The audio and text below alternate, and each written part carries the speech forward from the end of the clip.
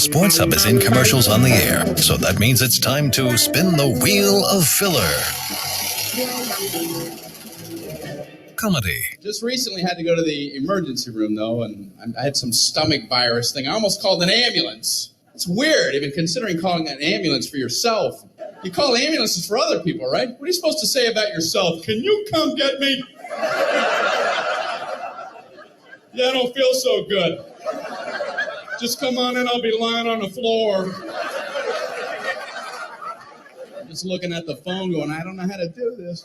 I don't know what to do. It was at night, so I drove myself to the emergency room. That's a nice relaxing drive. No, after you. Merge, everybody merge. I'm only imploding. You've been listening to the Wheel of Filler. Stay tuned for the Sports Hub coming up. The quickness, but what he does have is a keen sense for the goal and putting yourself in good positions. That's what he's done so well, combined with good hold-up play. So Bobby Wood, again, on a small field, look for him to pop up in the right spots, and he just has to continue to be clinical. It is a small field, whether the NYCFC people want to admit it or not. It will be NYCFC and the New England Revolution. We will hear from manager Bruce Arena, get the starting lines for both teams, and we continue on 98.5 The Sports Hub. Hey, Revolution fans, Ace Ticket is the official ticket partner of your New England Revolution. At Ace Ticket, you'll get the best seats at the lowest prices for all New England events. At Ace, you'll never have to worry. All Ace tickets come with a 200% guarantee. It's so easy to get the tickets you want and the service you deserve. Since 1979, Ace is the place. So when you need tickets for the Revs, Boston Celtics, Bruins, Red Sox, or any show or big concert, check out aceticket.com or call 1-800-MY-SEATS. Today is the day to take power forward in a sustainable way, because today Gillette Stadium is powered by renewable energy. Just like the Revolution, with Enel as their official energy partner, you can power your business, vehicles, and cities with clean energy. Together, let's create a greater power, a power that generates new opportunities from sustainable solutions to deliver benefits for your business and your community. Open power for a brighter future. Discover Enel at enelnorthamerica.com/Gillette Stadium. Get in on the action with DraftKings Sportsbook, the official sports betting partner of Foxwoods. DraftKings Sportsbook is open daily, located by the Great Cedar Casino at Foxwoods Resort Casino. Place bets at DraftKings Sportsbook or check out our betting kiosks throughout the resort. Enjoy delicious stadium-style food and beverage offerings while watching your favorite games on our 2-story video wall. Visit DraftKings Sportsbook at Foxwoods now to experience all it has to offer. Visit foxwoods.com to learn more. 21 and over, Connecticut only. Help is available for problem gambling. Call 888-789-7777 or visit ccpg.org. There's nothing quite like New England Revolution soccer. And this season, you can be there live to cheer them on. As the official ticketing partner of the New England Revolution, Ticketmaster has you covered with the largest selection of seats for any budget. Grab great seats for every match at Ticketmaster.com/revolution.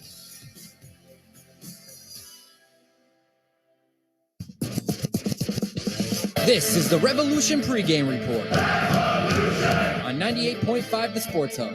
Well, they have a good team. They're coming off of 2 bad results, or not good results for them anyway. And I think they're obviously going to be really primed for this game. And they know that they need to get some points. So I think it's going to be a real difficult game. They've got an experienced team, good midfield players. And Yankee Stadium's always a difficult venue to play in. Head coach Bruce Arena with some thoughts on the Revs' opponents this afternoon at Yankee Stadium, NYCFC. Checking in with Bruce Arena is presented by JetBlue, proud partner of the Revolution as we move toward kickoff in the Bronx. Brad Feldman, Charlie Davies back with you.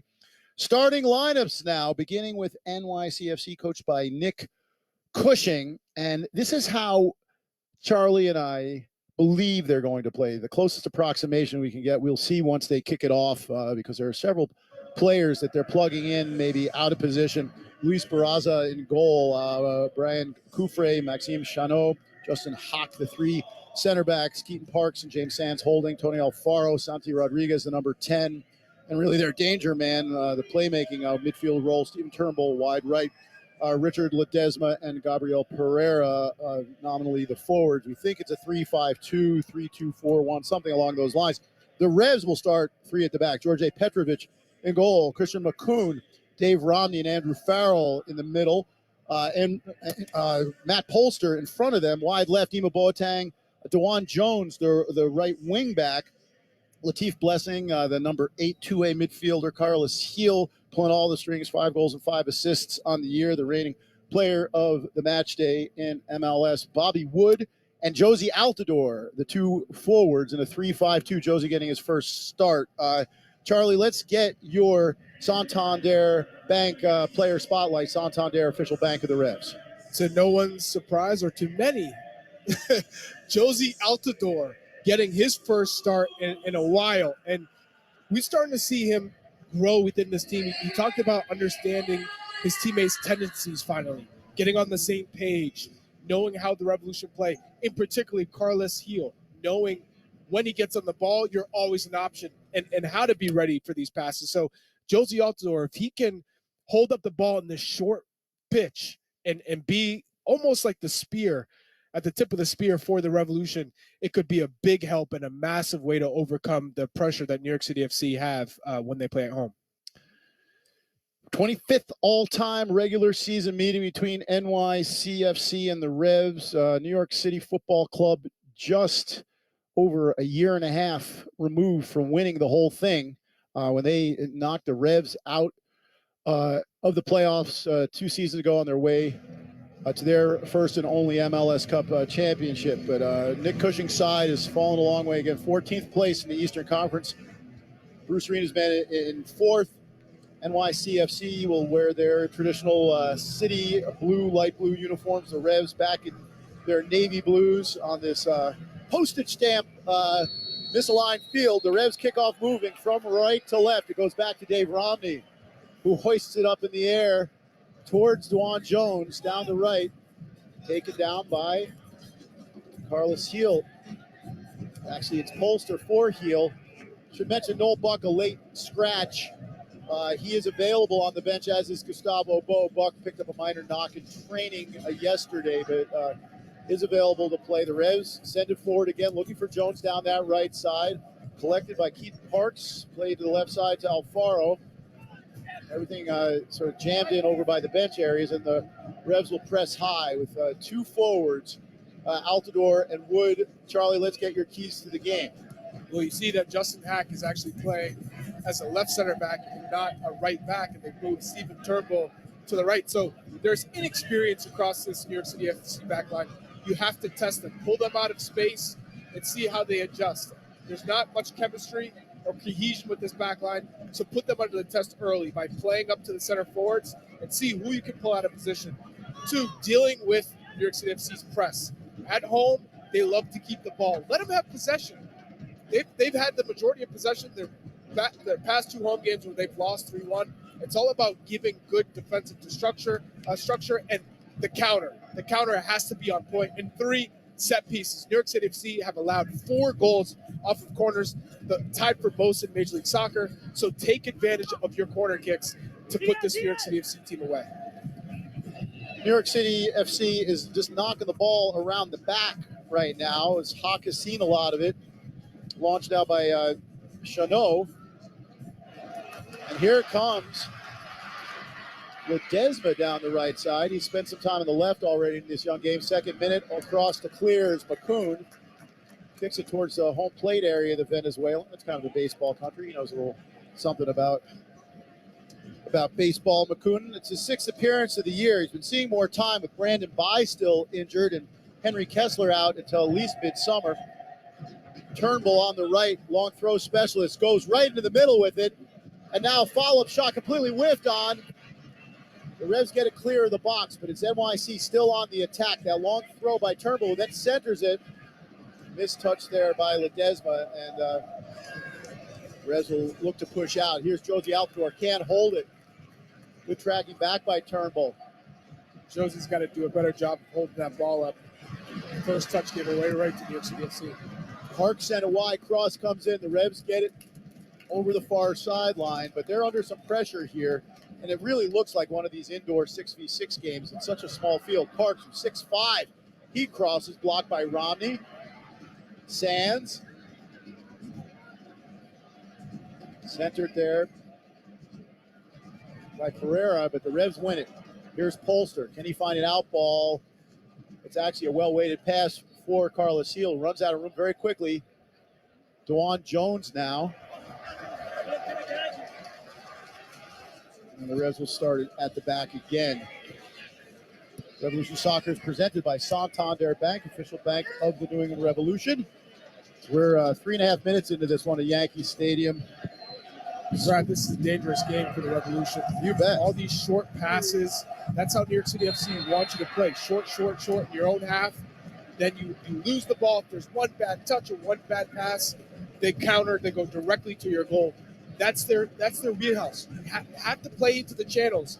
Play it up to Josie Altidore and Bobby Wood. Let them hold up the ball and allow New York City FC to possess the ball in the middle third or their own defensive third.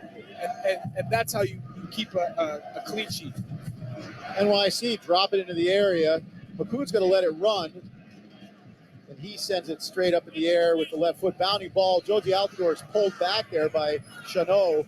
Foul, free kick for the Revs just shy of halfway. Chanot, the experienced Luxembourg international, and he's the old boy around these parts.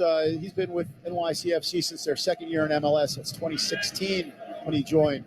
Now Heel, the captain, to Latif Blessing, who appeared to be injured in that Atlanta game. He came off early, but he did train full. Now his compatriot, Ima Boateng, dribbles into trouble but gets it away. Back to Romney. Here's Andrew Farrell still in his own half. He clips it up the field towards Wood. Took a bump. Came off the defender. It was James Sands up his shirt, and it will be a quick throw-in for New England. The Revs trying to establish a passing rhythm here. Latif Blessing gets it from Polster in the center circle to McCoon, the Venezuela international. Boateng dribbles inside on Turnbull, but a lot of light blue shirts there. He goes back to the pivot. You can't go in the middle, Brad. 6 blue shirts waiting for you to play in, and then they try and suffocate the midfield and come directly at your goal. So it's very important to play inside, then get it outside quick. Play down the wings. Revs go inside. Carlos Heel, he's horse-collared by Big Keaton Parks. Charlie, that wasn't a dirty foul, but Heel clutching his right foot. We saw it in Miami, we saw it in Atlanta, especially these road games. He gets some rough treatment out there. Do they have to start issuing cautions sooner? Because they do yellow card guys, but usually after the third or fourth foul now. There's got to be a talking to from the referee to say, we know that's the Revolution's best player and amongst the best in the league. If you foul him early, I'm going to give cautions. You have to set that precedent early. Good play here by Boateng. The Revs somehow kept it rolling, but Polster is crowded out. It is very crowded out there.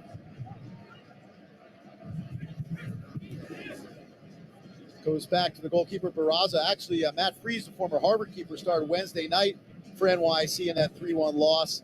First game that Barraza wasn't in there for Nick Cushing. And they quickly pivoted back to his first choice, number 1. Former Real Salt Lake and Marquette goalkeeper, Barraza. Revs have it again. The start from Jones goes back to Romney, along with Petrovic, the only ever present for the Revs now that Brandon Byes missed a string of games. McCoon bounces it out to Bobby Wood, but a bouncing ball is a difficult one. You know, they've filled in the baseball infield turf. It's uneven in spots. NYC has a new home coming up in a couple of years, and they can't wait to move. As much as a home field advantage as this has been for them, it's miserable for both teams to play on. As Carlos Heel slips a little bit, regains his balance, gets fouled, and the referee, I think that is sort of the warning. There's Alfaro, the Mexican defender, played 3 years in Seattle, gets a verbal warning. That was a tactical foul. Morales fouls Carlos Heel there. And Carlos pops right back up and says, you need to start talking to them because this is too much. And Morales tries to do the buddy. Hey, no, we're friends. We both speak Spanish. It's cool. No, it's not. Yeah, and the referee, who is Rosendo Mendoza, is talking to Morales. but he's hardly the only offender. It's the third. And I think he just gave a general warning to everybody on your XDFC. Well, if we're seeing it from the commentary booth, there's no question that the Revolution technical staff is feeling more aggrieved. And it's not good for the league if the skill guys are getting kicked out of the game. The Revs press here and win it. Can they keep it, though? No, good job there by James Sands to dig it out. They play short passes, NYC, and then a foul committed by Matt Polster. Maybe a little bit of turnabout is fair play sort of a gesture by the hard man, and he gets a verbal warning from the referee as well. NYCFC 4-7-4 coming in, winless since April 22nd. Cushing, the head coach, took over midseason last year, longtime Man City women's coach, and you talked about Tati Castellanos going to the Spanish league. That was the biggest loss for them. No more Maxi Morales. It just feels like a very different vibe. It's not just that they lost Ronnie Delia, the head coach. It's everything feels different, even though some of the faces are the same, like Sands and Chanot. 100%. I think Nick Cushing hasn't proven himself. And if this slide continues, I would not be surprised if they make a change sooner than later, because he just has not been convincing since he's been the head coach of New York City. Well, and changes have started to come. We're in the middle part of the season. LA Galaxy got rid of their head executive, Chris Klein. Long-range shot here. Whistles into the outfield seats, and that's a tricky one, that backdrop in the left field. I was also going to say, Inter Miami making a coaching change this week. Phil Neville, his best buddy Dave, gave him the sack. And they had to do it wearing pink as well. Must have been a tough one. Long and away by Barraza. Aerial duel won initially by McCoon, and then Rami does a great job on the second ball, but it falls for Turnbull, who played college soccer at Stony Brook. Here comes NYC down the left. Alfaro cuts it back. Stabbed inside by Rodriguez.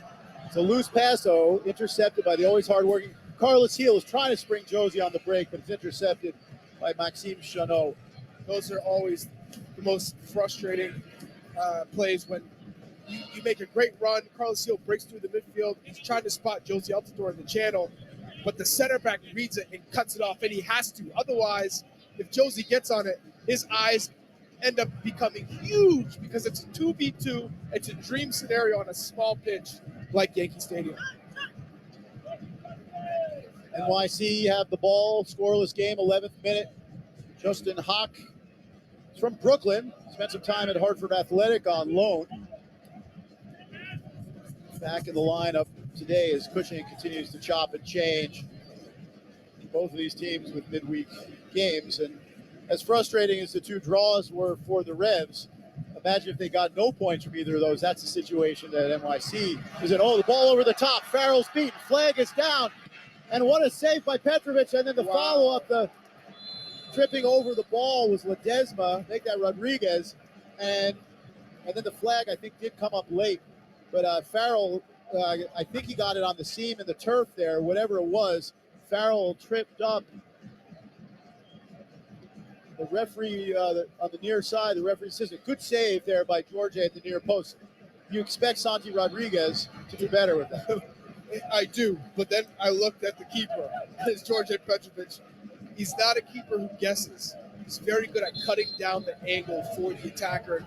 When he's so big, for a striker or an attacking player coming down a goal, you're used to seeing a keeper get nervous, not Petrovic. And he's brave as a lion. And he's got tremendous wingspan to go with that anticipation. Yesterday, he was making the donuts. It's part of National Donut Day. His long delivery comes in, and the Revs just steer wide. It's Bobby Wood, center forward, putting it behind for the first corner kick of the afternoon. As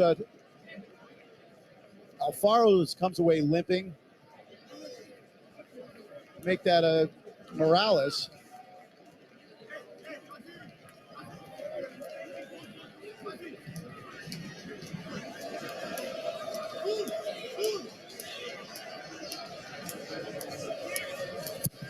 Delivery from Rodriguez, outswinging ball, headed down into the turf and over from 3 yards out. Keaton Parks just needs to guide that on target.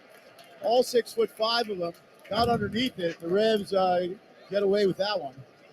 The corner kick is floated to the back post unusually high, curling away from the keeper. It's headed down by Kufre. And in behind all of the Revolution backline, Keith Parks is sitting there right in front of Petrovic. And all he has to do is just redirect it towards goal. He's alone. And instead, he misses the goal completely and heads it out for a goal kick. Goal kick is sent end to end. The length of this field a little short, too. It's really the width that changes the way this game is played. And my excellent counterpart at NYCFC Radio gets very wound up when I say this. When I say that it's less than 70 yards wide, which is the minimum width allowed, this field at Yankee Stadium. I give it 68. Right, but it doesn't pass the eye test. As Carlos Heel turns, delivers, looking for Bobby Wood, gave the thumbs up, but he didn't make the run, and so it goes through to Barras, the goalkeeper, who's going to target Morales long. Foot race between Farrell and Rodriguez. Farrell goes down, and Rodriguez is called for the foul. That time, Farrell kept his feet long enough to make the play. Sports-alike between the two old pros, Morales and Andrew. What do you think of the 3-5-2 so far, Charlie? So far, it's looked good just because they're going to be outmanned in the midfield if they weren't playing in a 3-5-2, and it gives you a little bit more width. So defensively, you have the right structure when everyone's dropped back, and I think that's what we've seen. New York City FC haven't been all that threatening, albeit except for that corner kick where Keaton Parks had a wide open goal. But other than that, so far so good. The Revs just have to do a better job of finding Altidore and Wood. Altidore pressing hard here. Chanot escapes. McCoon with a good step, and Latif Blessing goes back to McCoon, who finds the feet of Altidore. Poor first touch by Josie, intercepted by Hawk. Now here's Pereira. Turnbull released down the right wing. Too long a touch. Romney's there.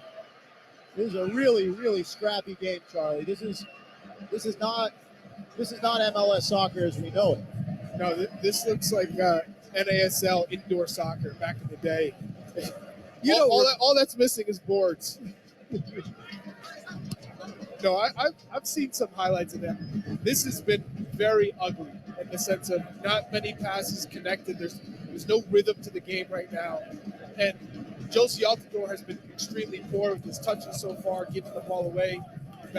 Poor first touches. Bobby Wood doesn't look like he's in sync with Carlos Heel at all. So from a Revolution standpoint, it has not looked good. When they do get the ball back, it's been hard for them to advance beyond the midfield. It's NYC with the ball. Almost 16 minutes played now, a scoreless game. Two best chances so far to NYC. Rodriguez was clean through on the keeper, who made a good play to keep it a 0-0, and then the aforementioned layup blown by Keith Parks. Revs are pressing gamely. Clipped forward by Chanot. Taken down by Richie Ledesma, who's on loan from PSV Eindhoven. He's a Real Salt Lake Academy product. He's one cap for the U.S.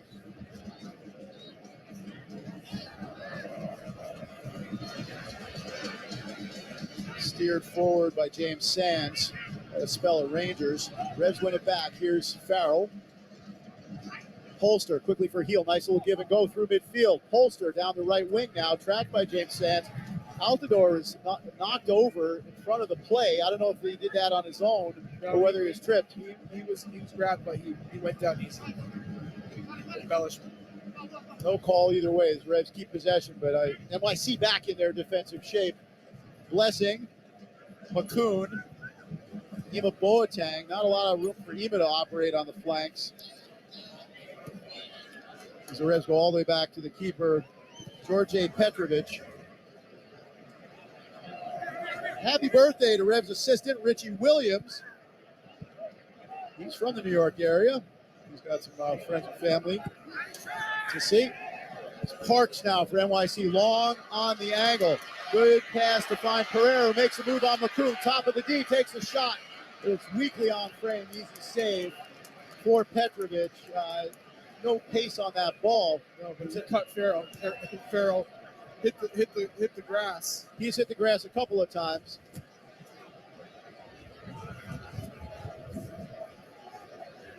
I don't think he expected Farrell to go down, because once he did, there was a clear path to goal, but he still hesitated. And took the long shot instead. So the Revs have gotten away with a few mistakes here. Blessing plays it inside. Heel pops it back to Polster. Now here's Farrell. Playing as a right center back, goes to Jones, who's hardly seen the ball. He gets a rough ride. Then he gets the foul call. NYC didn't like it, but Morales, make that Sands commits the foul. That was McCoon who hit the deck, I believe. Yes. But a bunch of players having trouble with their footing. They've got the wrong shoes on, Charlie, I think. Well, Yankee Stadium's a difficult one because it's slippery, but it's very thin and not soft. So you're saying they should be wearing baseball spikes? That's what you're saying. Yeah, something like that. Revs lose possession as they approach the attacking zone. Parks back to Sands. Those two have been tandem for a while in these parts. And then NYC happy just to give possession back to New England. Romney takes over. I can't recall a choppier game in the last 5 years. No flow. I'm sure there's one. But right. I put those out of my mind. Yeah. Yeah. Farrell now inside to Polster, still in his own half. Nice touch away from Ledesma. Here's Heel dropping into the defensive part of the field. Romney for McCoon. Revs with the ball at the back. Boateng inside to Blessing. Parks out to meet him. Latif goes across to Farrell. Launches it forward, knocked down by Polster, but right to Parks. Great work there by Heel to win it. Now Josie. His pass, though, is behind and advancing Matt Polster. Josie just seems a step off right now. Now here's Hawk for NYC. Played wide to Pereira, the Brazilian, one-on-one. And he goes far post. That's a tricky one there for Morales. His header central, gathered easily by Petrovic, and that attack is quelled. So Santi Rodriguez, Uruguayan, out of the Nacional system, highly touted, re-signing by them, was supposed to make a difference only on 4 goals. Is he part of the problem that he hasn't produced, or does he not have the cast around him? He doesn't have the cast around him. I mean, they don't have a striker. They have no one to stretch the back line. And if you don't have that and no pace, defenses can plan for you. And Santi Rodriguez is the New York City FC attack. Surround him with 2 or 3. Don't let him get balls to his feet. And next thing you know, you have a really ineffective. Oh, Wood's in here. He shoots. Flag is down. No, it's up. They're appealing for offside as soon as the ball came over the top. Wry smile on the face of the Revs striker. From our angle, it was hard to tell. The NYC defense sure seemed to expect an offside flag. We don't have a definitive angle on the first replay, Charlie. No, we don't. And he does a good job of sneaking in behind Chanel and the finish at the near post. Everything looked good. But again, Yankee Stadium, it's tough to get the angles right. I remember just making runs, and you're not sure if you're aligned with the center back or if you're off, because the angles, they play tricks on you. So it's not just me. My eyes are not playing tricks on me. No, it's the outfield. Yeah, it's a curvature of the outfield wall. You know, I'll tell you what, Bruce Arena sure thought that was a good goal. He's really giving it to the AR. The assistant referees this afternoon, Ryan Graves and Chris Elliott. Guy under the stairs. That's an old school reference. Oh, good interception on the press by the Revs. Breaking in is Wood again. Oh, an important save there by Barraza. Great chance. So the Revs now with a couple of warning shots fired, still scoreless. Almost half of this first half played. NYC looking to counter. This is an onside play. Breaking in is Pereira, but the Revs get back goal side. Pereira 2-on-5 now. Late run from Turnbull on the right. He cuts it on Blessing. Another move. Curls a shot. And what an athletic save by George Petrovic to keep this a scoreless game. Pereira on his left foot curled it top corner, but George was up to the task. It's end-to-end, Brad. What an exciting match. Yeah, Bobby Wood gets his shot on goal. It's a big-time save from Barraza. And George Petrovic with the save of the season yet right now. Gabby Perea is on the break. Boateng does a good job of neutralizing him and delaying him, preventing Perea from going in on a goal. He cuts back on his favorite left foot and hits a peach of a curler to the upper 90. Petrovic, big time save. Second corner taken short. It was funny. Richie Ledesma went up to Petrovic on the corner and gave a little tickle like, you're going to make a lot of money, big boy. What a save. Oh, my gosh. Any other keeper in Major League Soccer, that's finding the back of the net. NYC with possession. That was picturesque. I Yeah, mean, it's a visual. I'm still in awe of that. It was an athletic save. And, great form, tremendous reaction time. Now another break here. Flag is down. Pereira again against the grain. Players falling down. NYC players, and a late flag. That always looked offside. And the Revs will push their shape out. But Romney has really been a revelation for New England. Oh, the Revs give it away. Here comes NYC again on the attack. Parks is into the area. Now Pereira, and an athletic play by McCoon to slide in to make the block at the last second, where Gabriel Pereira had a chance to make a 1-0. Again, New York City FC putting the pressure on the Revs, playing quickly, and this one's finding the back of the net if McCoon doesn't make that sliding intervention to block it out for a corner, because he's going to the back post. But Petrovic was leaning towards his near post. Big time tackle for McCoon. Well, that's a value add from Christian McCoon. Not the greatest with the ball, but he is very quick and athletic. Third corner of this first half for the home team. From the near side right, the left-footed Pereira, who has 3 assists on the year to go with 4 goals, is tied for the team lead as Parks gets involved with Josie Altidore and gets a talking to from the referee Mendoza. Josie's laughing, Parks is arguing. That means Josie did something. Yeah, he's trying to front him like a post player, and so is McCoon. There's a lot of contact in the box. Hawk trying to run interference as well. We'll finally get to the set piece. Delivery goes far post. Coming to claim it is Petrovic. He's wearing magenta and purple. Hard to miss the big Revolution goalkeeper who's made one of, if not the save of the year in this game, which is scoreless. But there have been chances now at both ends. McCoon with the left foot pumps it forward. Too far for Josie all the way through to the other goalkeeper. Talking about Romney, he, since the beginning of 2020, is second only to Philly's Jacob Glesnes in minutes played among outfield players. So his consistency is not just over weeks with the Revs, but years with Nashville, LA before that. So Revs recover possession and go back to Petrovic again. Petrovic now second in the league in saves. That's not necessarily great for the Revs defense. He has to make that many saves, but he's making them. 57. That save with his top hand, it is going top bins. Pereira was ready to celebrate. I was ready to say, wow, what a fantastic finish from Pereira. What?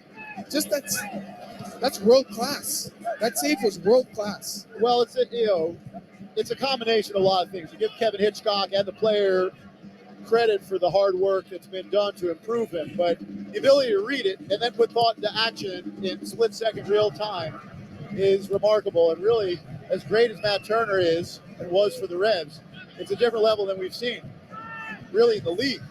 Maybe Blake, maybe Andre Blake, as the Revs attack down the left. Ema Boateng taking on Turnbull, who hunts down the cross, turns it behind. The Revs will have their first corner of the game. Good industry by the Revs left winger from Ghana, who with Dylan Barrero out for the season, has made the left wing his position. And a good assist in the game Wednesday night down in Atlanta. NYC,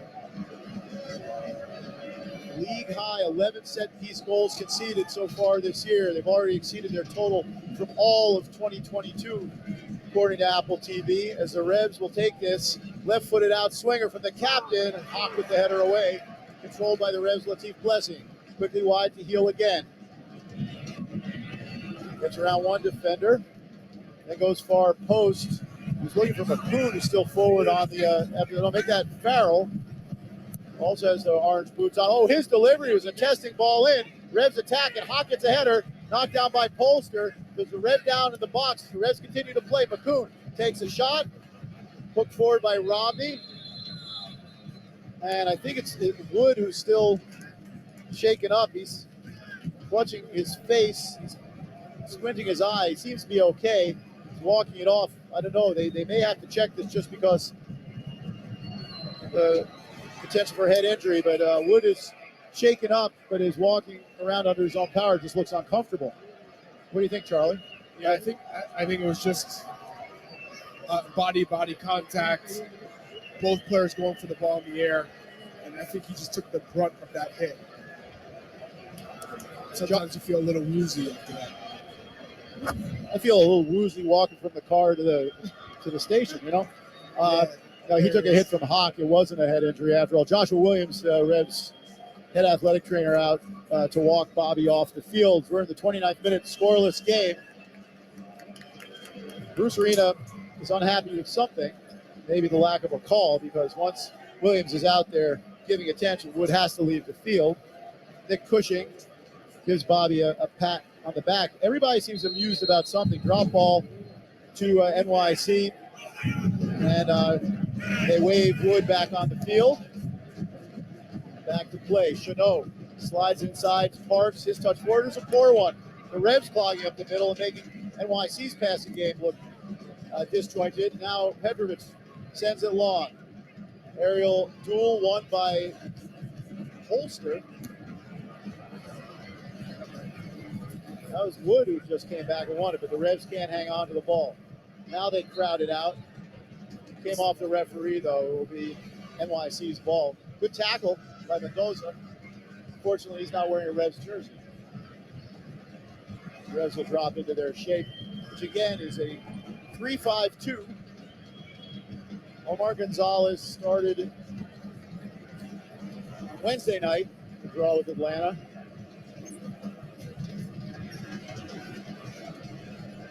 This is the only game going on right now. Seattle-Portland starts soon. Ooh, that's a heavy challenge there. And that was maybe a little retribution. Bobby Wood shrugs his shoulders. He gets a stern word. It's James Sands, not the guy who hit Wood, but Wood looked like he was, there wasn't much in it. He just takes his feet out for fun. He's like, let me foul James Sands here. Nothing malicious, but I'll tell you right now, it does get under your skin. Well, and sooner or later, these teams will start hating each other again. 1-1 back in early April at Gillette Stadium. So this lets NYC make a tremendous, unexpected run to the playoffs. The last time they'll see them this year. And the Reds felt like they should have won that game against NYC. There's that disputed VAR decision on the deflected goal. But the Reds didn't cover themselves in glory, but they do well here. Win it on the press. Heel touches it inside. Now Polster for Carlos down the right side. Revs in the attacking zone. Centering pass over the head of Altidore. NYC can't control. Second wave comes in. It's Ima Boateng on the left side. Puts on a move. Gets away from Turnbull. Plays it off of the right wing back for NYC and earns the Revs another corner kick. Josie Altidore made the near post run. Bobby Wood was at the top of the six. They had a good layered run, but no one on the back post. So Carlos Heel fizzed it in there. No one was there, but Boateng picks it up, comes back in, and earns the corner kick. Who else but Carlos Heel to take? Coming off his second two-goal game as a Rev. Swings it out. Good-looking ball in, but difficult one for Polster to head back across the grain. It goes behind for a goal kick. Hey, want to remind everybody that Bowl for a Goal is coming up on June 7th at Splitsville Luxury Lanes, presented by Arbella Insurance. 6 p.m. start at Patriot Place, all to benefit Special Olympics Massachusetts. To purchase your tickets or donate, go to revolutionsoccer.net/bowl4goal. Throwing to the Revs, they press again. Do you think Josie's settling down at all? No, not yet. I will say this, Charlie. You're equal opportunity. If you think I'm wrong, you tell me I'm wrong. One of your buddies is not having a good game, you say it anyway. Yeah. Fair enough. It's the only way, really. Long by Petrovic. Second ball picked up well there by Farrell. Now Blessing. He finds Heel on the turn. Look at Carlos. Oh, he's surrounded by blue shirts. The ball's there to be won, and Polster wins it. Latif comes in, couldn't quite find the pass, and then the foul as Morales goes down. Latif said he didn't touch anybody. There's just no space out there in the middle. That's why it's very hard to play against New York City FC, and what I think one of the reasons why Arena went with 3-5-2, because now you can have three midfielders clog up the middle with them and force the game to the wings. Right. So both teams have triangle setups in the middle. It's crowded there, but there's not a ton of space on the wings either. Here comes Ledesma for NYC. Gets around Blessing's tackle. Long range shot comes in off the post. I think it was a save as well. Petro was at full stretch. He pushed it off of the post. It was a laser beam shot. The attack is not over yet. Herrera centers. Farrell heads away, but not clear. Morales. He goes back to Sands. I think that was a save, Charlie. I think it was. I do. I think he made contact with that. Yeah, I'll tell you what, Petrovic now, he is keeping the Revs in this game. Turnbull stands up across and snatched out of the sky by big George Petrovic. Well, scouts are watching him in person on video real time around the globe right now. This is another one. Yep. It's fantastic dribbling from Richie Ledesma in the midfield to create that own shot. Goes by Blessing with ease. Absolutely drills it to the far post, and Petrovic comes off his line. I think he just nicks it. Fingertips. Pushes it off the post. Well, at least he knew his goal. He had it covered, so it hit the post. He has the ball now, goes to Farrell. Minute 35, scoreless game. Revs have had a goal flag for offside, and really one big chance. You'd say NYC have had 2 or 3 good chances to score. It's the Revs attacking now. Carlos Heel with space. He leads Eva Boateng. Oh, he's in on the keeper. Can he score? He squares it. Oh my. Josie Altidore just could have just run it into the goal. It wasn't a great first touch by Ema, but Altidore is saying handball. I think he's saying I didn't touch the ball. Carlos Heel plays a beautifully timed ball to Boateng as he gets down, and Boateng just shoots it across. I don't think he was trying to pick out either Altidore or Wood. He just, no look, fizzes it across. And what Altidore is saying is, I didn't touch the ball. It came off. It went by me. Regardless, it came off of even if it hit Josie, it hit Hawk out afterwards. Justin Hack, it hit off his side, off his ribs, went out for a corner. And Hack is lucky it was not a corner kick. And the Revs are hacked off. NYC with the ball in their own half. Parks. Hack trying to get around. Polster goes to ground, no call. But good. Wow, then the call comes late. The Revs thought they'd done enough to hound NYC into a turnover, but it will be a free kick. Polster making a nuisance of himself. I think the look on his face says he committed a foul that he thought he'd gotten away with. Not that he didn't commit a foul, but the Revs have time to get back into their shape. Hey, Charlie, let's use this moment to reach out to the fans on your behalf. To my lovely New England fellow residents who I love dearly, the season may be underway, but Revolution season memberships are still available. The only way to guarantee your seat to the biggest matches is with a membership. Who knew? So prices start at just $39 per month. Call 877-GET-REVS or visit revolutionsoccer.net/tickets. Parks pushes forward down the right center channel. It was offside. He's putting some pressure on Rami, who dealt with it well. Dave Rami, unflappable, but the Revs have to defend again here. Ball on the left side now. Santi Rodriguez. Parks takes a tumble, never is going to get called for the fouls. Rami helps him back up. Quick throw in from the left side for NY. Still looking for their first goal as Carlos Heel comes in with a heavy tackle there on Morales, and they both get up wincing. Do you think that's just a mistimed challenge by the Revs captain, or do you think he took a license plate number 20 minutes ago when Morales tagged him? Knowing Carlos, that is a missed time challenge because you could tell he was getting there. He ended up stepping on his foot, and that this was not intentional. But he knows it feels good. and now, Yeah, now Mendoza said, "Hey, that's your warning." yeah, and Carlos said, "Have you ever seen me do that before?" But what this does do is it affords NYCFC a set piece opportunity from the left flank, and it's not that far from goal.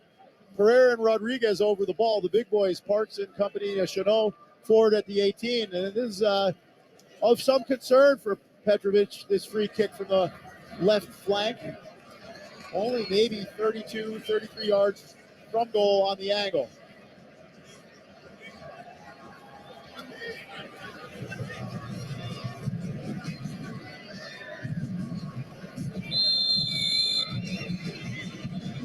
Will be Pereira, left-footed out-swinging ball, easy claim, neat drink for George A. Petrovic. The Revs goalkeeper takes it down. The Revs push their shape out. Just a full injured list for the Revs. Dylan Barrero, season-ending knee injury. Brandon By, week-to-week, the left shoulder. Nacho Heel, Maciel, Tommy McNamara, and Henry Kessler, who will likely be out until late July. He's on crutches, wearing a brace, rehabbing right now after surgery. As the Revs can't win the second ball. Here comes NYC down the left. Rodriguez to the inside. Ledesma took a tumble. Fair challenge from Romney. NYC's press wins it back, though. Played through for Pereira. The through ball from Rodriguez just a foot ahead of the attacking Pereira, and it goes through to Petrovic. Revs back the other way quickly. Ema looking for a passing option on the dribble. Lost his footing right in front of the cameraman on the near side. But that gives the ball back to NYCFC.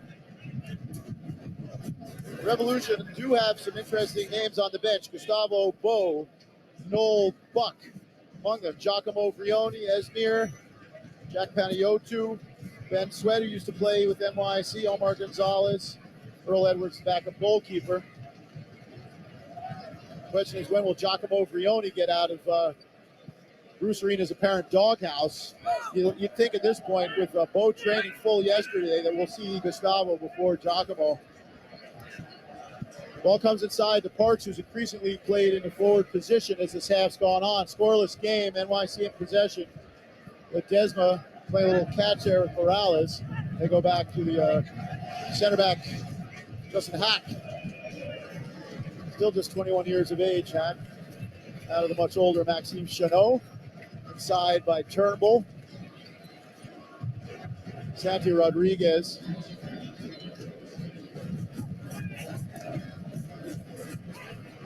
NYC with possession down the left. As I say it, the Revs crowd him out and win it. Carlos Hill.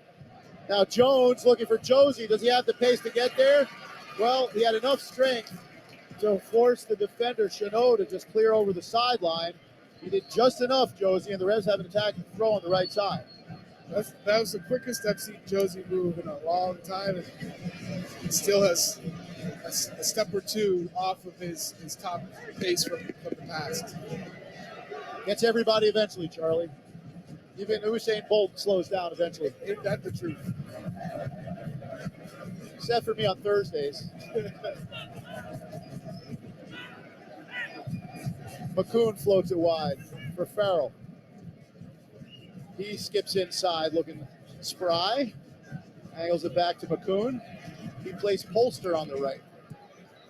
Inside to Blessing. In that crowd of light blue shirts, stabs it for Heel, who dragged it back. Couldn't find a teammate. Revs finally running out of room here. Now they're going to look to press high. Wood will rush Chanot into skipping the midfield. Good pass to find Rodriguez. Santi at the bottom of the center circle. He tumbles over. Polster says gives the please don't yellow card me signal. Revs coming up on a 3-game homestand starting with Inter Miami, 7:30 a week from tonight on 98.5 The Sports Hub, Apple TV. Call 1-877-GET-REVS for tickets. We saw a pretty light foul on Polster. Then after Miami on the 17th, it's Orlando, 24th, Toronto. So a good home stretch. Revs only have gotten 2 points out of a possible 6 so far in this 3 games in a week stretch. Good job by Pereira. He gets tripped from behind by Ima Boateng. That's a clear yellow card, first of the game. You don't see Ima get yellow carded too often, but he kind of gave the referee no choice there as he ran across the feet of Pereira, who made the inside move on the dribble. Yeah, it was one of those plays where you got caught, and then you try to make up for it. Ultimately works against you. Should also mention that in addition to the injured players, Tico Rivera, Damian Rivera is with the Costa Rica U23s. Good honor for him. Congrats. Yeah. Another local guy, another academy homegrown, playing some international football. Good for Tico. Good for the Ticos to have Tico. Free kick for NYC, the right center channel. 44th minute, scoreless game. Again, it's Santi Rodriguez and Gabriel Pereira over the ball.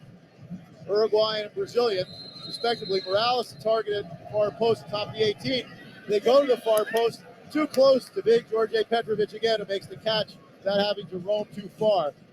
So the set pieces from Pereira and Rodriguez so far not up to snuff, but they have tested Georgia a couple times, the citizens. Revs have the ball at the back. Romney. There should be some added time, at least a minute, because of the injury to Bobby Wood, though he's still on the field. Pumped forward by Farrell, targeting Wood. Second ball falls for NYC.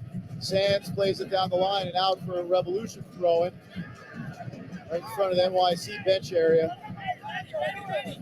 They swapped the bench areas at this venue, right? It used to be the home team was to the left facing, right, this direction. Yeah.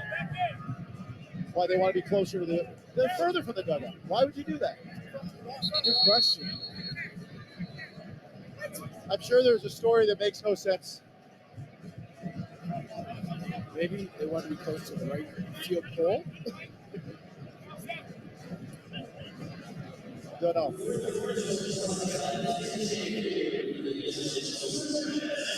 2 minutes of stoppage time. We're 5 seconds into that added time. The Revs had possession, but Wood falls over, loses it.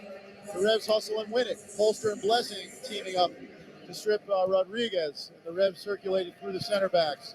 McCoon, and just his 6th appearance of the year. Brandon Bai still injured. Kessler still injured. Farrell, laid off by Carlos Heel. Now Polster.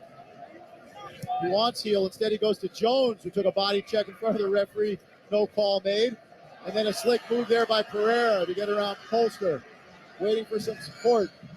4-on-5 right now. NYC on the attack. Down the left side into the attacking zone. It goes to Santi Rodriguez. Back wide to Ledesma. Inside to Morales. Alfredo Morales. To the right side, Turnbull. When you switch play on this field, it happens you only have to send the ball 15 yards to switch fields.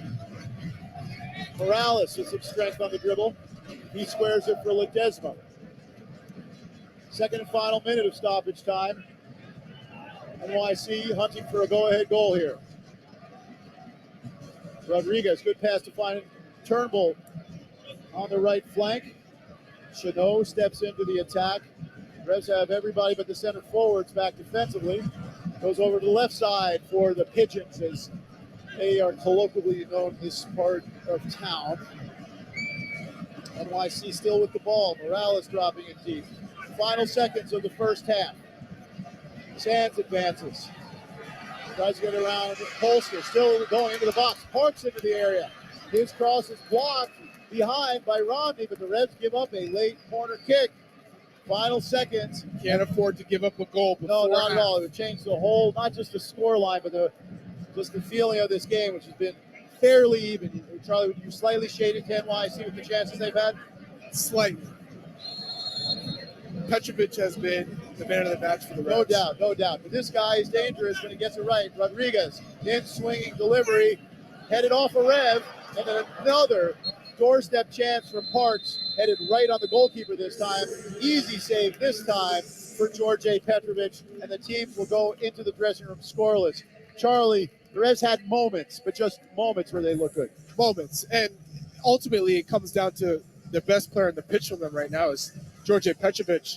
Has just been incredible, immense back there. New York City FC are looking at him like, how is this guy saving? So they have to have a better game plan going forward in the second half. 0-0. We'll step out for a moment and back with the Ace Ticket halftime report after this. Patriot Place is the region's #1 shopping, dining, and entertainment destination. Shop your favorites, including Vineyard Vines, Express, Fast Pro Shops, Petco, and more. Enjoy dining at one of our 19 restaurants, including Six String Grill and Stage, Scorpion Bar, and Bar Louie. And don't forget about the entertainment. Explore your inner artist at Mia's Paint Bar. Watch a movie at Showcase Cinema Deluxe, or grab a controller and start gaming at Helix Esports. For a complete directory listing, please visit patriot-place.com. The New England Revolution are back on the pitch. And this season, you can be in the stands to experience it all live. Score great seats for every match from Ticketmaster, the official ticketing partner of the New England Revolution, and you won't miss a single epic moment. And rest assured, if your plans change, Ticketmaster has you covered. You can securely sell your seats to other fans with just a few taps. Get tickets now at Ticketmaster.com/revolution. United Healthcare offers coverage plans for all ages and budgets. So even if you're 25, 72, and if you're hunting for a job, newly retired, a mom of 4, United Healthcare has low to no cost options designed to fit the budgets and needs of just about everyone. So access to care may be closer than you think. Learn more at uhc.com. United Healthcare is proud to help the New England Revolution defend the fort. Hey, Revolution fans, Ace Ticket is the official ticket partner of your New England Revolution. At Ace Ticket, you'll get the best seats at the lowest prices for all New England events. At Ace, you'll never have to worry. All Ace tickets come with a 200% guarantee. It's so easy to get the tickets you want and the service you deserve. Since 1979, Ace is the place. So when you need tickets for the Revs, Boston Celtics, Bruins, Red Sox, or any show or big concert, check out aceticket.com or call 1-800-MY-SEATS. Halftime is brought to you by Ace Ticket, where New England fans go for tickets to all their favorite events. Visit aceticket.com. Back with the Ace Ticket halftime report. Brett Feldman, Charlie Davies with you. 0-0 game at Yankee Stadium between NYCFC and the New England Revolution. Let's look at the first half stats with thanks to Alex Shanley, our ace statistician on these away broadcasts. Expected goals favoring NYC, 0.82 to 0.33 for New England. Big chances, surprisingly, only 1-1. Not sure how they calculate that. Shots on goal, 2-1 in favor of NYC, which means that they haven't given Petrovic a save for that Ledesma sizzler that we think he got fingertips to. Shots 9-4 to the home team, who had 56% of the possession. Also 3% better pass accuracy. Corners 4-2 in favor of the home team. The Revs have fouled 9 times to 6 by NYC. Just one yellow card that issued to Revs left winger Ima Boateng. You think that's a reflection of the state of play, Charlie? I do. And I think the Revs are probably going to have to make some changes up top. There were some sloppy touches. It got a little bit better in the second half, but ultimately it was a game that was back and forth. A lot of turnovers from both the Revs and New York City FC that led right to chances. Yeah, back and forth. A lot of times it's over a 10-yard area, and then there would be a break. Yeah, it actually settled in a little bit. The first 20, 25 minutes, especially for somebody who does what I do, it's a challenge. You have to bear down and concentrate because the ball's pinging around. But the Revs came into the game a little bit more too, and had the flag stayed down like Bruce Arena thought it should have for the Bobby Wood goal, we'd be having a whole different conversation. Again, the Revs with a homestand coming up, Inter Miami a week from tonight. Call 1-877-GET-REVS or go to revolutionsoccer.net and also ask about the Orlando and Toronto games coming up. After that, we'll step out for another moment. We'll be back to look around the league and more as we continue. Hey, Revolution fans, Ace Ticket is the official ticket partner of your New England Revolution. At Ace Ticket, you'll get the best seats at the lowest prices for all New England events. At Ace, you'll never have to worry. All Ace tickets come with a 200% guarantee. It's so easy to get the tickets you want and the service you deserve. Since 1979, Ace is the place. So when you need tickets for the Reds, Boston Celtics, Bruins, Red Sox, or any show or big concert, check out aceticket.com or call 1-800-MY-SEATS. Today is the day to take power forward in a sustainable way, because today Gillette Stadium is powered by renewable energy. Just like the Revolution, with Enel as their official energy partner, you can power your business, vehicles, and cities with clean energy. Together, let's create a greater power, a power that generates new opportunities from sustainable solutions to deliver benefits for your business and your community. Open power for a brighter future. Discover Enel at enelnorthamerica.com/Gillette Stadium. Get in on the action with DraftKings Sportsbook, the official sports betting partner of Foxwoods. DraftKings Sportsbook is open daily, located by the Great Cedar Casino at Foxwoods Resort Casino. Place bets at DraftKings Sportsbook or check out our betting kiosks throughout the resort. Enjoy delicious stadium-style food and beverage offerings while watching your favorite games on our 2-story video wall. Visit DraftKings Sportsbook at Foxwoods now to experience all it has to offer. Visit foxwoods.com to learn more. 21 and over, Connecticut only. Help is available for problem gambling. Call 888-789-7777 or visit ccpg.org. Patriot Place is the region's #1 shopping, dining, and entertainment destination. Shop your favorites, including Vineyard Vines, Express, Fast Pro Shops, Petco, and more. Enjoy dining at one of our 19 restaurants, including Six String Grill and Stage, Scorpion Bar, and Bar Louie. And don't forget about the entertainment. Explore your inner artist at Mia's Paint Bar. Watch a movie at Showcase Cinema Deluxe, or grab a controller and start gaming at Helix Esports. For a complete directory listing, please visit patriot-place.com. This is the halftime report on 98.5 The Sports Hub. As we continue with the Ace Ticket halftime report, scoreless between NYCFC and the New England Revolution in the Bronx. Brad Feldman, Charlie Davies. Time now for Charlie's NL power play of the match. NL is the official energy partner of the Revolution. Charlie, you said the Revs need to change some things. Well, yeah, and the power play here is Carlos Heel in transition. The Revs get the ball. Next thing you know, they're heading towards New York City FC's goal, and the wide areas is where you hurt this team. The midfield, they clog the midfield with numbers. Here, you see Boateng get around the left side. Carlos Heel plays the perfectly timed ball, and then the cross from Boateng, not ideal, but he just shoots it across the goal, and they get a corner kick. That is the way you get at this New York City FC team, with those balls into the wide channels and then whipped in crosses along the ground. Quick look around the league. Just starting Seattle and Portland, that on Apple TV. MLS season pass, the 7:30 games, all Eastern Conference games of note. Columbus hosting Charlotte, Cincinnati in first place against Chicago and Cincy. Inter Miami, who the Revs will play next Saturday, versus DC United, Red Bulls Orlando, and Philly Montreal. All of those of interest to the Revs and their supporters.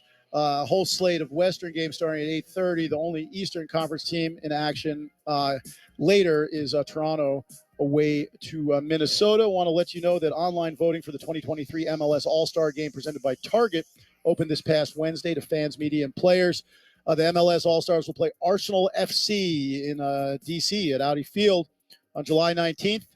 12 of the players determined by a vote of the MLS players, fans, and media. Wayne Rooney, the All-Star head coach, DC United head coach, gets 12, and then Don Garber gets 2 as well. So we encourage everybody to go online, MLSsoccer.com or RevolutionSoccer.net, and vote. There are 19 Revs eligible for that based on their playing time. LAFC in the CONCACAF Champions League final, trailing Lyon 2-1, but they've come back at home in this situation before. Charlie, do you like LAFC's chances? I do. I think that goal from Denny Bouanga at the dying moments of that match to make it 2-1 is going to be huge in this, because it's overall it's an aggregate score. So they were able to come back and beat Leon 3 seasons ago in CCL and score 3 goals, 3-0. So I fancy them winning this tie and getting to another club, or an MLS club getting to another Club World Cup. I'm going to editorialize and say, even though when the Revs are playing LAFC and thumping them like they did earlier in the season, I can understand Revs fans rooting against them, but everybody who's an MLS soccer supporter should be looking for the MLS team to advance, and they have a good shot at that tomorrow in the CONCACAF Champions League final. All right, step out for a quick break. Second half kick on the other side of these words. Hey Revolution fans, Ace Ticket is the official ticket partner of your New England Revolution. At Ace Ticket, you'll get the best seats at the lowest prices for all New England events. At Ace, you'll never have to worry. All Ace tickets come with a 200% guarantee. It's so easy to get the tickets you want and the service you deserve. Since 1979, Ace is the place. So when you need tickets for the Reds, Boston Celtics, Bruins, Red Sox, or any show or big concert, check out aceticket.com or call 1-800-MY-SEATS. United Healthcare offers coverage plans for all ages and budgets. So even if you're 25. 72. And if you're Hunting for a job. Newly retired. a mom of four, United Healthcare has low to no cost options designed to fit the budgets and needs of just about everyone. So access to care may be closer than you think. Learn more at uhc.com. United Healthcare is proud to help the New England Revolution defend the fort. Revolution Soccer is brought to you by Ace Ticket, where New England fans go for tickets to all their favorite events. Visit aceticket.com. Today is the day to take power forward in a sustainable way, because today Gillette Stadium is powered by renewable energy. Just like the Revolution, with Enel as their official energy partner, you can power your business, vehicles, and cities with clean energy. Together, let's create a greater power, a power that generates new opportunities from sustainable solutions to deliver benefits for your business and your community. Open power for a brighter future. Discover Enel at enelnorthamerica.com/Gillette Stadium. Get in on the action with DraftKings Sportsbook, the official sports betting partner of Foxwoods. DraftKings Sportsbook is open daily, located by the Great Cedar Casino at Foxwoods Resort Casino. Place bets at DraftKings Sportsbook or check out our betting kiosks throughout the resort. Enjoy delicious stadium-style food and beverage offerings while watching your favorite games on our 2-story video wall. Visit DraftKings Sportsbook at Foxwoods now to experience all it has to offer. Visit foxwoods.com to learn more. 21 and over, Connecticut only. Help is available for problem gambling. Call 888-789-7777 or visit ccpg.org. Curls a shot, and what an athletic save by George A. Petrovic to keep this a scoreless game. George A. was up to the task. It's end-to-end, Brad. What an exciting match. And George A. Petrovic with the save of the season yet right now. Petrovic, big-time save. Just about ready to start the second half at Yankee Stadium. The team's retaking the field. No score, due in large part to George A. Petrovic, really one of the remarkable signings in the history of the Revolution. You can make a strong case that he is the best goalkeeper, talent-wise, to come into this league, period. And there have been some really good ones over the years. We'll see where he ends up. For now, he is a member of the New England Revolution. Boy, did they need him. They only credited him with 2 saves. We think there was a third that the official stats people missed. But regardless, George A. is doing the job right now. And even though his stats don't look as good as they did before 3 goals against games in a row earlier this week, he's still doing the business on a regular basis. Brad Feldman, Charlie Davies with you. Yankee Stadium, the venue, odd alignment. They have to jam it into the house that Ruth rebuilt. And you know, there's something romantic about looking at the old New York Cosmos games from 1976 when they were at the old Yankee Stadium. But even that, there's dirt infield, misaligned angles, at least sight lines for the players trying to use the end line as sort of a reference point. As Charlie talks about, it's at both ends. Down the first baseline, you have that sort of jagged zigzag of a wall. And then going the other direction, you have the curved left field, outfield wall. And you can say you're making excuses for the players, but it's not normal. Oh, wow. Look at this. Giacomo Vrioni at halftime comes on. Yet you could knock me over the feather right now, Charlie. He is, he had that one run in April, mid-April, where he was doing well. He hasn't scored a goal since his 2-goal game against Sporting Kansas City. He got injured in training the week after that. Has only played intermittently since. He did not wow in his one start since that time. For Josie, he's in for Josie Altidore, who did not take his chance well. Well, there needs something to unlock the puzzle, and Bobby Wood, even though it's not always elegant, has been effective in recent weeks. So Giacomo Brioni is on, the former Juventus man and Albania international, designated player, which I don't know if everyone understands. Designated player, you only get 3 of them per roster. You can pay them anything you want. You have to perform. There's no excuse.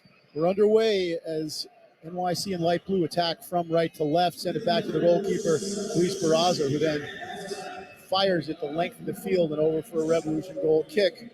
Brioni, this is his 13th appearance of the season, and he's billed as a cultured footballer, could score with either foot, hold the ball up, score with his head. We've only seen flashes of it.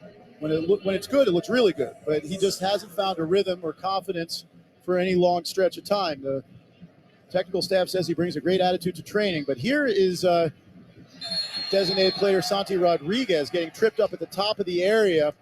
The Revs gave way and then fouled him. It was Latif Blessing clipping him right outside the area. That's not what you want to do if you're the Revs. Yeah, it's sloppy defending from Latif Blessing. He's coming in late and catches Santi. Santi Rodriguez goes down, and now they have a fantastic free kick right next to the top of the 18, and you're looking in that goal. It's difficult. This close, it's a little too difficult close, to get it up and over, but it's either through the wall or at the near post or the post that Petrovic is standing on. You try and catch him there. And I will say this, it's on enough of an angle that it's a little further away. There may be enough space. The 4-man wall, but 7 Revs and 2 NYC players there. It will be Rodriguez curling it, and the wall does its job. I think it was Brioni who blocked it, and the follow-up shot harmlessly off target over the goal. So the Revs get away with that one. It was Kufre who assisted on the lone NYC goal last match. Kufre from Mallorca is on loan the Spanish side, also played at Malaga. Nice where you can get it. Those are some of the great vacation spots in the world. Now he's in the Bronx. The Revs crowd out NYC, though, and win it back. Good job by the Revs press. Polster gets it wide. Heel launches it early, but a little long. He was looking for the overlapping DeJuan Jones. Quickly bowled out by Barraza for Parks. Farrell presses it, wins the ball, touches it back towards his own goal. So Romney will give chase and play Petrovic, but it was Farrell who won the ball. Then on the long ball, big collision, and the foul's going to go against the Revs. Bobby Wood with a heavy hit there.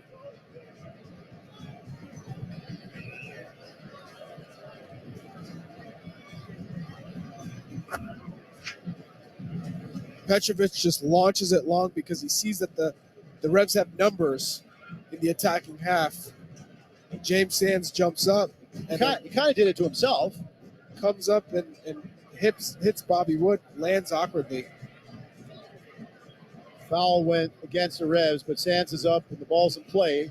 Justin Hack stabs it forward.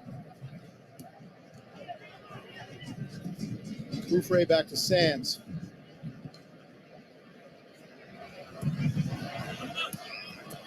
Revs press and win it. Good job by Ima Boateng. Inside to Carlos Heel. Has Brioni. Still dribbling. Carlos now plays Giacomo in tight space. He turns, shoots, off target. It's kind of a sighter, but you don't like it? You want him to pass it wide? No, I want the striker in that situation to get your shot off, but it was a weak shot. He never got his hips turned around on it. Goal kick to NYCFC. Santander is the official bank of the New England Revolution. We're in a 0-0 game in the 50th minute against New York City. We haven't won 4 games, the Revs, after being first place in the whole league, third of the way into the season. After next Saturday's game, they'll be at the halfway mark. Loose passing by NYC, but they keep it rolling. Here's James Sands. Played 41 times in all competition for Rangers. Now Kufre Ledesma centers it. 5'6" tall Ima Boateng with the header. The out ball for Wood, can't hold it. Pressure works. Good step there by Maxime Chanot, center back for NYC. Rodriguez snaps it inside. Ledesma, corner of the box on the turn. NYC with the ball on the far right side as they attack towards the left field wall. Cross comes in, tricky ball in. I think Romney won the first header. Second one back in by NYC, away again by Romney. Now McCoon helps it forward. Brioni comes in. He got a touchdown, but NYC will start at the back of midfield. Morales gets it wide.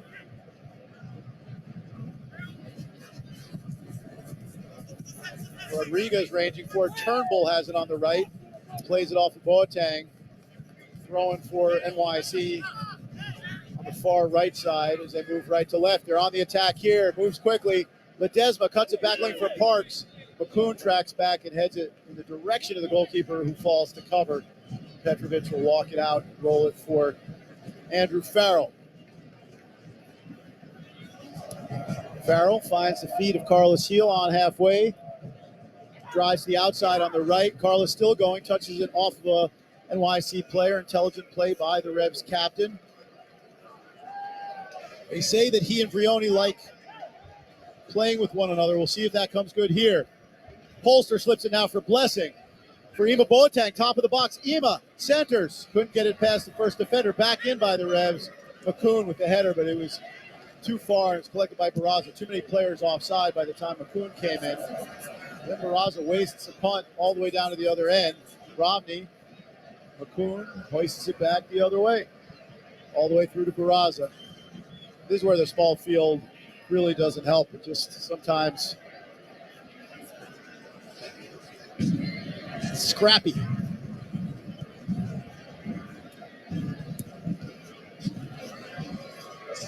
Brioni pressing. Good job there by Brioni. Won the ball and gets himself fouled. He's doing more of that. I think he realizes, Charlie, to earn time, he's going to have to get his knees dirty. You have to figure out different ways to impact the game if you're not scoring goals as a striker. Hold-up play, getting fouls, good first touches, passes completed, and he's slowly trying to do as much as he possibly can when he gets minutes on the pitch. Free kick opportunity for Carlos Heel from the right flank. Barraza setting up his defense. Probably 38 yards on an angle from goal. Farrell in an offside position, intentionally so. The Revs have a line of players at the 18. Farrell gets back onside. Oh, he goes for goal, but Carlos just curls it a little too high. Barraza was cheating. If that dipped a little more, he would have been embarrassed. I love it from the Capitano. He sees the players in the box, and Barraza is really cheating. He's way off his line. He says, I'm gonna go for it. And you're right. If it was on target, I think Barraza's in a lot of trouble. He gets that under the bar near post. And you know what?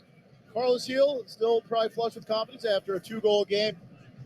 He did his old teammate dirty in that game. He and Guzan were at Aston Villa together.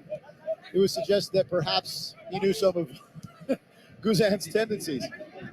Regardless, he rescued a point for the Revs, who have the ball now here in a tie game. Andrew Farrell advances, right center channel. Early ball at the top of the area, headed away. And NYC have it again. Ledesma. He gets it wide to Gabriel Pereira, Corinthians product. Running at McCoon. Oh, the cross comes in. Important header wide by Duan Jones tracking back. Tracked down by the Uruguayan Rodriguez, who fell a little contact. Fell to the turf. Free kick NYC. Duan protests that call, but the referee says, come on, you hit him in the back. Duan was pushing hard up on Pereira, and all it takes is one slight hand on the back. If the attacker goes down, he's typically going to get it. It's out on the left flank. Duan still protesting. Rosendo Mendoza. I read his lips. He said, come on, you hit him.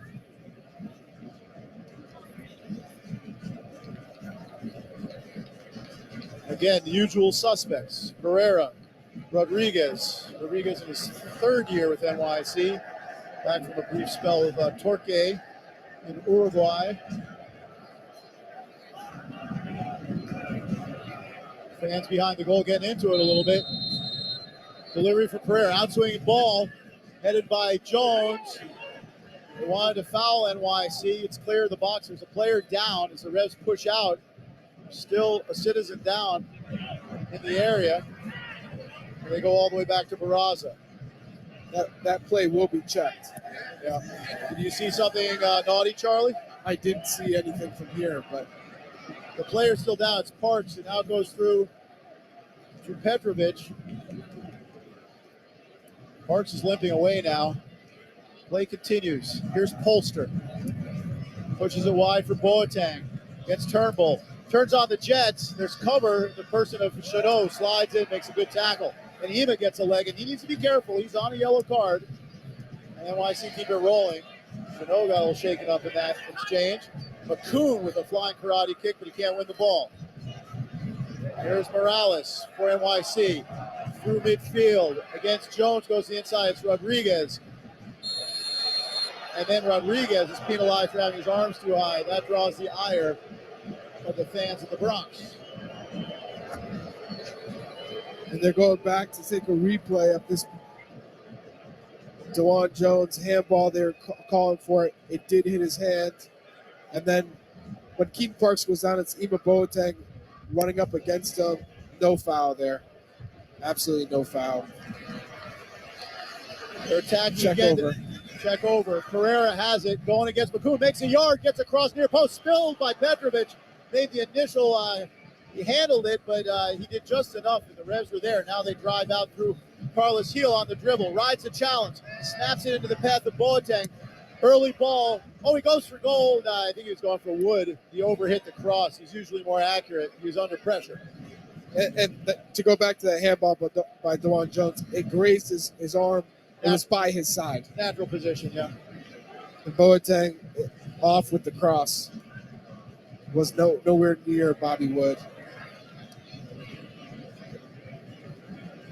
NYC 0, New England 0. Minute 58 at Yankee Stadium. When the Revs get those advanced positions, you just have to be accurate with your passes because the players are getting in the right position. Bobby Wood now has seen himself finding the right gaps, those pockets in between the center backs. Yet the Revs just haven't done a good job of finding him. And the one chance he did have, it was a good save by Barraza. All-time regular season games, the Revs are 4-5-2 at the venue of today's match, Yankee Stadium. Home and away, last 5 regular season meetings, even honors 2-2, 2 wins for each team in a draw. That draw coming in April this season.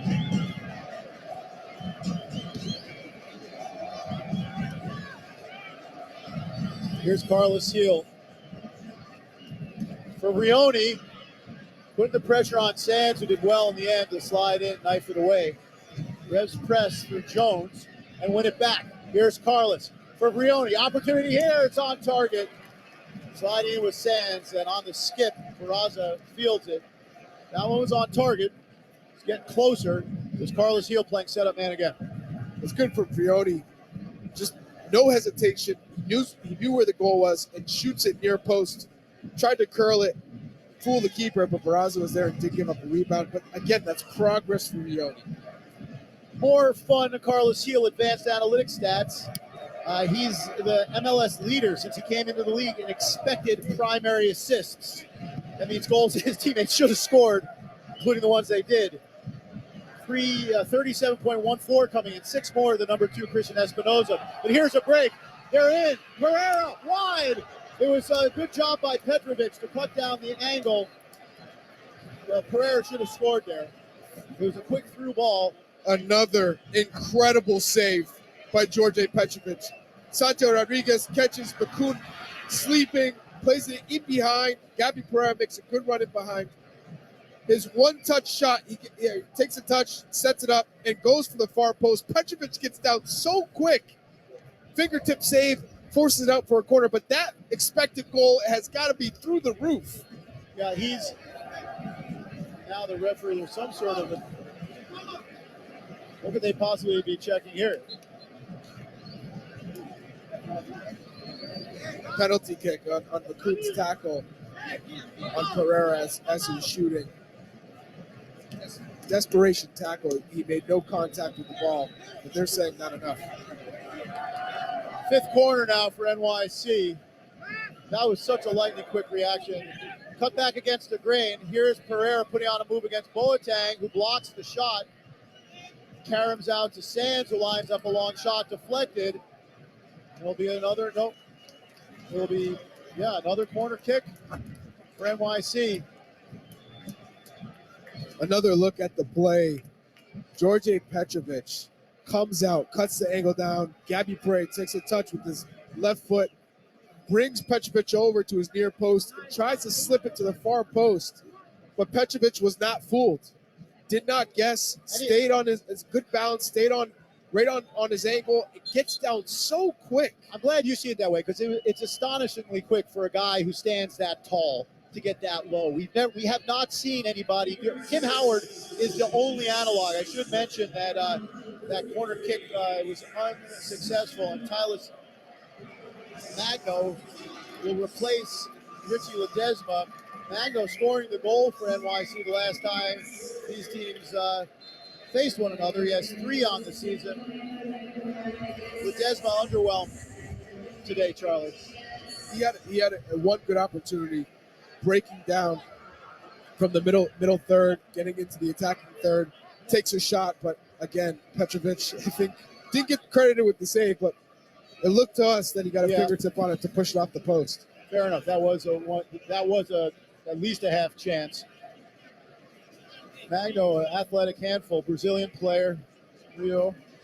Revs have an attacking throw after a dribble run from Carlos Heel. We're over an hour into this, the 62nd minute. Revs have gotten a couple of shots off through the substitute Brioni. No real major scoring chances in this half. Farrell has it. Jones came off of Duan last. He played off of Kufre, but they came back off Duan. You're throwing for the home team.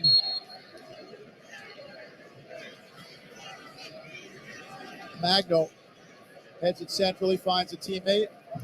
Santi Rodriguez. Blessing wins it back for the Revs. And he pops it back to McCoon, who anticipated well before Pereira could dispossess him. Wide it goes to Boateng. Makes the possession pass back to Christian McCoon. Again, the Revs in a 3-5-2 setup on this small field at a Yankee Stadium. Honors even so far.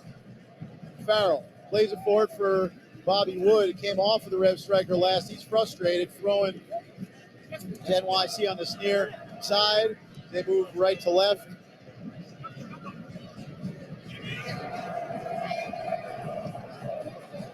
Farrell going against Magno. Farrell with some help from Blessing recovers possession for New England. Goes back to the keeper. Poor out ball there by Petrovic. Kept in play in the end, and Farrell has to hustle to cover. Pressure from Rodriguez. Good turn by Andrew, and he plays it off of Rodriguez. Funky field, Charlie. You can't always anticipate the roll. Very funky field. It's just that the pitch is wet, but it's not soft. And on top of that, the angles, they play tricks on you. It's very hard to gauge if you're onside, if you're level with the center back, if you're level with your teammate. But I love it. Well, I'm a striker, so I love it. Also, sometimes I think visiting players just don't know which patch of grass they're on in terms of gauging the roll and the bounce. That's true everywhere, but more so on this uneven field. But both teams have to deal with it. Right now, they've dealt with it equally well. The Reds getting some help from their goalkeeper to keep this a 0-0 game. Expected goals now, according to TV stats, are 2.44 to NYC to 0.65 for the Revs. To show how different the models are, it's 1.4 to 0.47 on Opta, the Press Box Live. So take your pick. Oh, looked like a foul there. Indeed, it was. Free kick to New England as DeWan chopped down right in front of Nick Cushing, the NYC head coach. An overzealous New York City FC in that middle third, because that is how they attack. It's the middle third. The midfielders jump the pass and they look to go direct to goal. Hasn't been a great second half from New York City FC. Oh, and then Barraza makes a hash with a back pass, has to slide to play it over for an attacking New England throwing. The Reds do it right. You can make a scoring chance out of these attacking throws. They are going to leave it for DeWan, who in the absence of Brandon Bai is their longer throw specialist. They go short though. Carlos gets it in the corner against Kufre, lines up across, goes far post, overhit it. Not a good ball from Carlos. He knows it. Nobody even looks at him because they know they're capable. He's capable of much better. But Bobby Wood made a good run to get inside the center back. Chanot had the ball been directed on point where we've typically seen Carlos Hill hit those, Bobby Wood's looking at a great goal scoring chance. Dating back to when Carlos joined the Revs, they've lost just 3 of 46 games when he records an assist, regular season and playoffs. He is the catalyst for the Revolution attack. Morales for NYC, still the ball in their own half. Turnbull, wide to Pereira, going against McCoon, still in the middle third of the field. That's a good pass for Parks. Touches it off of Farrell, and Parks earns another corner kick for the Citizens. Number 7 now on the afternoon. We're not even 3/4 of the way through this game. Good piece of defending from Andrew Farrell. Doesn't dive in. We've seen him over the years make that drastic play where he just goes for it right away. Keaton Parks tried to cut inside. He was looking for a mag or for Andrew Farrell to overcommit, which we've seen him do. He was calm, collected, and was able to sweep it out for a corner kick. Pereira to take. Nope, it's Rodriguez outswinging ball, flicked on, but all the way through. It will be run down by NYC. Kufre puts the move on Boateng, has it on the right foot, floats in across. Romney elevates the head and clear, back in by Parks, back out the other way by Farrell with the side foot, where it will be corralled by James Sands. He pumps it wide quickly. Gabriel Pereira against Carlos Heel now. Overlapping run. Cut back against the grain. This could be trouble for the Revs. Rodriguez, his shot is blocked by Romney, and then Petrovic stretches to make the claim out of the air. That was a scrambled piece of play after the set piece. Everybody out of position. Out ball goes to Carlos Heel, but he had no support. He has to go back towards his own goal. Slips it now for Ima Boateng. Quickly to Blessing. Starting to look like a good pickup game. Laid off by Vrioni. One touch passing from the Revs. Boateng, Holster. Much better from the Revs. Just get into the attacking half, then possess the ball. Jones now puts on a little move, puts on the brakes. Back to Polster.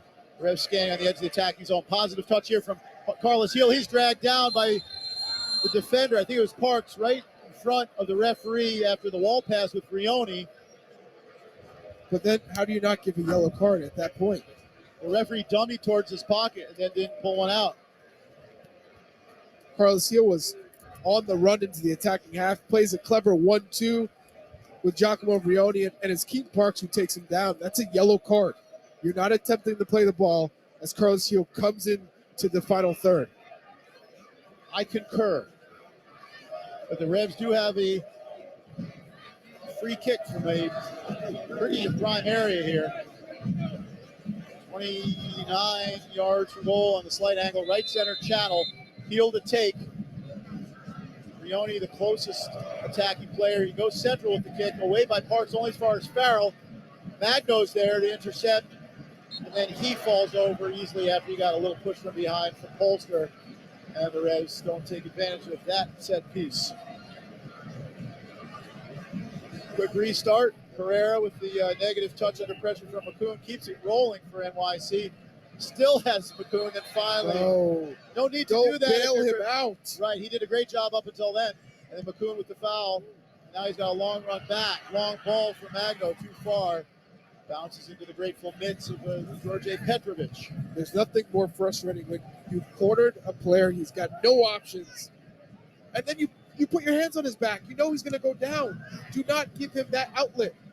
Boateng, Carlos, driving in the box, his cross all the way through, controlled by Jones on the near side, steps over, drags it back against Kufre, and it's going to be NYC throw-in. Got to give credit to the Vela Sarsfield Academy product, Brian Kufre.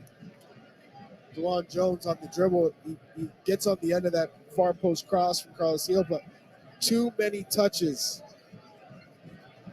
In that position, just be direct. Touch, cross. Revs try to press, and they win it. Here's Carlos, edge of the attacking zone. Lead pass for Ima Boateng on the left side, corner of the box. His cross blocked by Stephen Turnbull, second-year pro. Crosses have not been great from the Revolution wide players. You got to go a little quicker, right? There's a yard less space than normal. Latif goes back to McCoon. Romney now relieves the pressure of Farrell. The press comes. So he goes forward. Good job by Brioni. He lays it off. Polster gets tripped up by Parks. Play continues. Jones, the Reds would have liked the foul. Juan goes inside. Polster sees some space, slips it now. Brioni.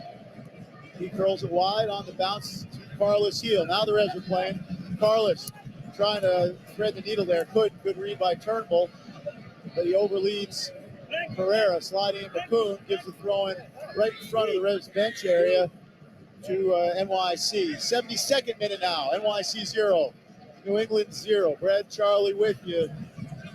It hasn't been a classic work of art yet, but it is a tooth and nail battle between conference rivals.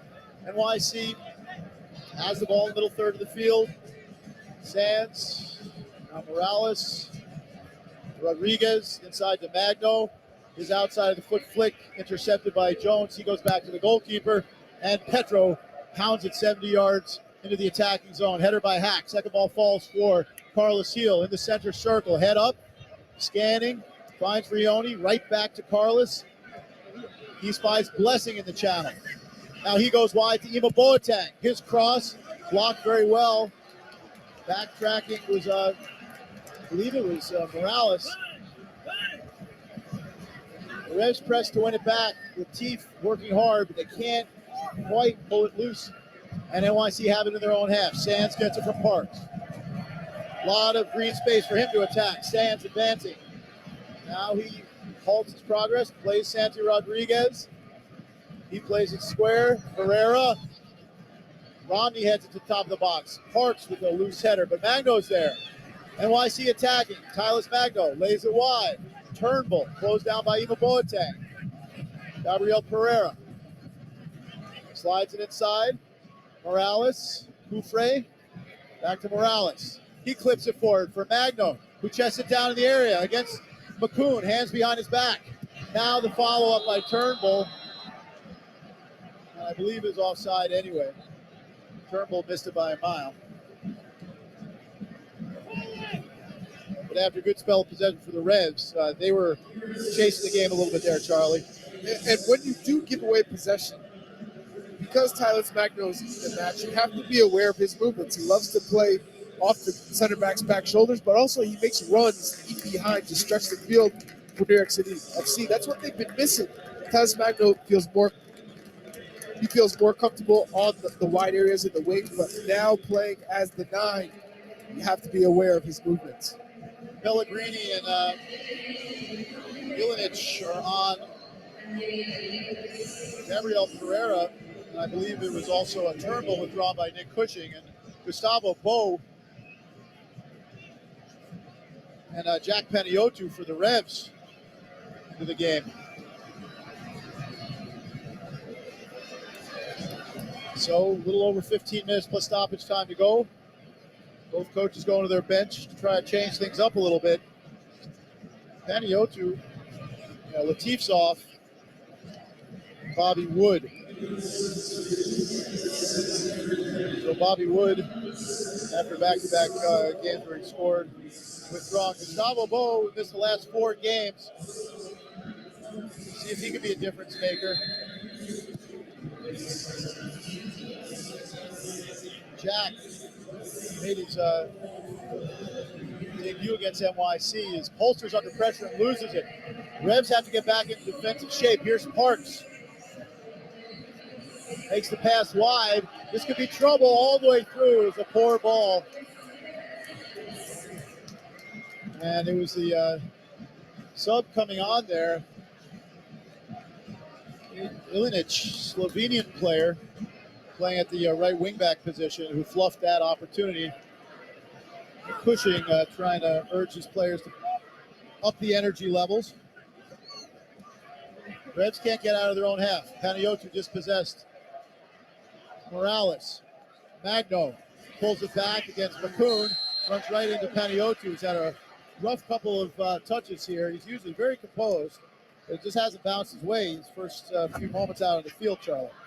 It's a tough game to get into just because it's so fast-paced. And as a substitute, a young substitute, you find yourself trying to recalibrate, get used to the pitch and how quick in transition these teams move. Free kick now for NYCFC on the angle.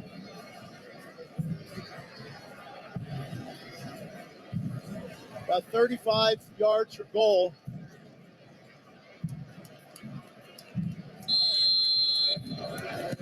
Delivery comes in. Oh, dangerous ball. Macoun heads it clear. Recovered by NYC. Sands has it. He pumps it wide. Ilinic, not a great ball, and away by Boateng. And NYC goes all the way back to the keeper, Barraza. Panayiotou, just his 5th MLS appearance, and it is a tough game to have to come into. Well, hard challenge there by Ema, and it will be a revolution thrown. Good job by Boateng. Chanot is the player who lost the ball. So we're moving towards the 78th minute in a scoreless game. Reds have introduced Giacomo Vrioni and Gustavo Bo. Let's see what they can do. Here's Vrioni holding it up, playing heel. He stabs it forward. Jones, Bo in the area. Chanot over to cover and steer it wide into the corner. And then he comes up clutching his ankle. He's injured after making that play. I think the baseball turf had something to do with that. Back the other way come Pellegrini and NYC.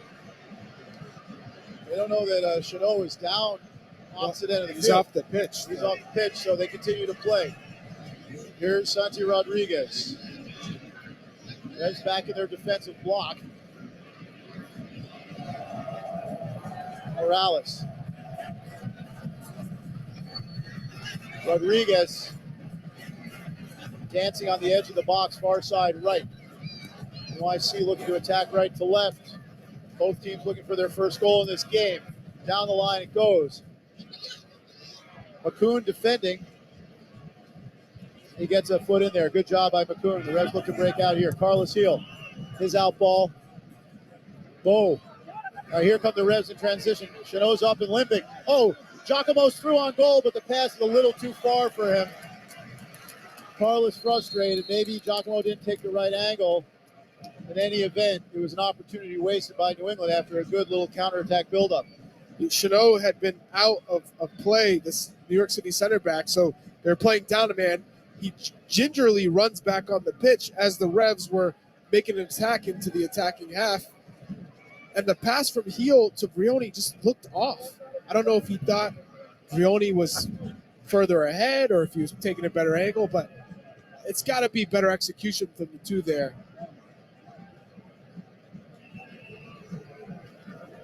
And it was just an awkward landing from Chanot as he cleared it. He clutches for his ankle. It looked like he was in really, really immense pain. Well, he's up and walking it off, but my guess is that they'll try to replace him with over 10 minutes to go. Reds have had a couple of good possible opportunities here. Nick Cushing looking concerned on the sideline. Header now by Romney. Finds who else? Carlos Heel. He leads Dewan Jones. Revs on the attack again. Dewan pumps it forward over the crossbar. He had two runners. Giacomo frustrated in the center channel and Bo at the far side. He'll have to be really, really disappointed with that service. DeLon Jones, two runners in the box for the Revs, and he just absolutely mishits it and plays it in behind for a goal kick over the goal. Barraz's long goal kick finds Magno. Farrell's there, got a touch to it. Rodriguez, good balance to get away from Boateng. On halfway, rides the challenge from Carlos Seal. And Polster comes in, wins it for the Revs, goes to Boateng. Dummied by Bo, smart play, getting behind Chanot, who's pulling at him. And that's going to be a yellow card. That's a wounded animal out there. And La Pantera smelled blood. First yellow card to an NYC player all afternoon with 10 minutes to go. Great little dummy there from Gustavo Bo. And all Chanot can do is pull him down, yanked him down with his from his jersey that was outstretched, made it easy for the ref to give a yellow card. And that's what you need to do. If a center back is gingerly walking around, favoring that ankle, that leg, you got to test him. See if he can sprint. Ruthless. Be ruthless. And that's exactly what you expect from La Pantera. Gustavo Bo, be ruthless. I'll tell you what, we had great steak place recommendations in Buenos Aires, as would be expected. Oh, I believe it. And they know him there. Carlos Heel to take. Into the area, headed down by Romney, centered by Bo. Might have had an opportunity to shoot. Now he gets it back. Drives it, blocked behind. He got his laces into that, but it was at a tight angle with three NYC players at the near post. First, he tried to play Brioni in the middle. Then he took a shot, earns the Revs their third corner kick. Taken quickly. Back to Dewan Jones, quickly back to Bo. He crosses far post, knocked down in the area, all the way through to Carlos Heel. Carlos, head up, pulls it back. He goes to Ima, whose shot's deflected, and it will be a corner kick. The Revs on the front foot here, looking for a go-ahead goal. These are the moments where you sense it, that New York City FC seem a little bit weak. They're dropped deep in their own half. Mistakes galore, not coming out quick enough. The intensity has dropped quite a bit from New York City FC. And if you're the attacking team, the Revolution, this is where you try and get that goal because there have been openings. Play to the top of the box. Dewan Jones, he centers, but off of Tylis Magno, the Brazilian for NYC there, to head it out to midfield. Farrell floats it wide on the angle. Good take by Bo. Sanzo got around and plays back to the keeper. Barraza hangs it up. First header won by Jones. Goes right to Polster. Now Panayiotou. Tricky dribbling from the Cantor Bridge in. On his feet. Wide to Dewan Jones. Making a yard. Plays it now to Carlos Heel. Oh, he's tripped up. Follow-up shot there. Goes just wide. Oh, it was always curling. Polster lacing it from the top of the area, and Carlos is still down and writhing in pain. It's a foul. Pellegrini doesn't touch the ball. And I think Barraza got his fingertips to that shot from Polster. Right. Like if you're the Revs, you're saying, okay, you played on because there was an attacking opportunity. Should be a yellow card to Pellegrini. And a corner kick. And Bruce Arena is off the bench and saying something along those lines right now. It's just a goal kick to NYC. I want the foul there. Sure, with Carlos Heel on the field, and the Revs are all saying it should be a corner kick as well. NYC wasn't even sure. They knew that Barraza made the save. They got it wrong twice there.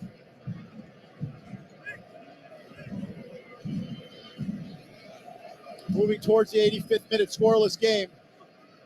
Since the Revs have made the substitutions, Bo and Panayiotou in particular, they've been on the front foot.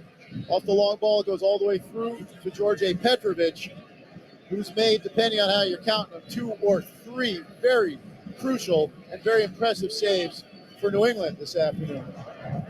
Farrell with the big switch for Boateng. He wins the heading duel. Nice job by the little man. Loose pass there. Not a great job by Bo, but then NYC give it right back to Jack Panayiotou. New England with the ball on the right side. Carlos Heel has it. Going against Parks. Down the line for Jones. He gets chopped to the floor. Free kick New England. Now they have a free kick. It was Kufre going through Dewan. And Carlos is showing him, the referee, the hit he took. But Mendoza's not interested. Oh! Charlie, do you think that should have been more than just an ordinary foul? Yeah, yellow card. Studs It's up. reckless. Yep. Studs up, no, but just a reckless in terms of where he caught DeJuan Jones coming in. No, I'm not saying like locked ankle, straight red kind of thing, but and here it is. Oh no, I think it's a yellow card to Carlos for mouth. Carlos is just frustrated. He needs to hire a lawyer. He should be having to plead his own case. Yes, he's just frustrated with the referee here. Yeah, wry smile, knowing smile from the Revs captain, who's, I don't know whether he said in English or Spanish, but he said something that the referee didn't like. But he does have a free kick, Carlos, here out on the right flank. About 25 yards from the end line. Left-footed delivery. Oh, it's a wicked in-swing ball. It drops in the area. Not cleared. Follow-up taken over by Jones. He goes back to Carlos. Carlos taking on Sands. Makes a move. Pulls it back. Look at Carlos on the dribble. Bit between the teeth. Clips it inside. Oh, header away. Did you see a handball? I thought that did hit his arm. And then going down is Pellegrini to earn the free kick for NYC. And they're going to retake it. Brioni's standing on the ball to halt the progress, making an annoyance of himself with Kufre and moving the ball back. Another substitution now. Now Tony Alfaro, Mexican defender, will come on to replace Keaton Parks. Not Maxime Chanot, interestingly.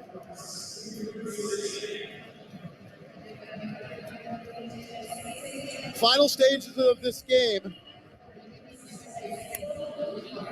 Long passages, Charlie, of sloppy play, punctuated by some really good attacking passages, but the goalkeeping from George Petrovic, probably the story in this one so far. George Petrovic is an absolute gem of a goalkeeper. His movement and consistency throughout his time in Major League Soccer has been absolutely stunning. He might have work to do here, but no, Romney clears an NYC attack away, and then they give the ball away on the clearance. Brioni picks up the second ball. Carlos Heel on the left flank, driving towards the attacking zone, down the left wing, still on the dribble. Oh, he's chopped down again. I think it's just going to be a throw-in, and Carlos again laughs in the referee's direction.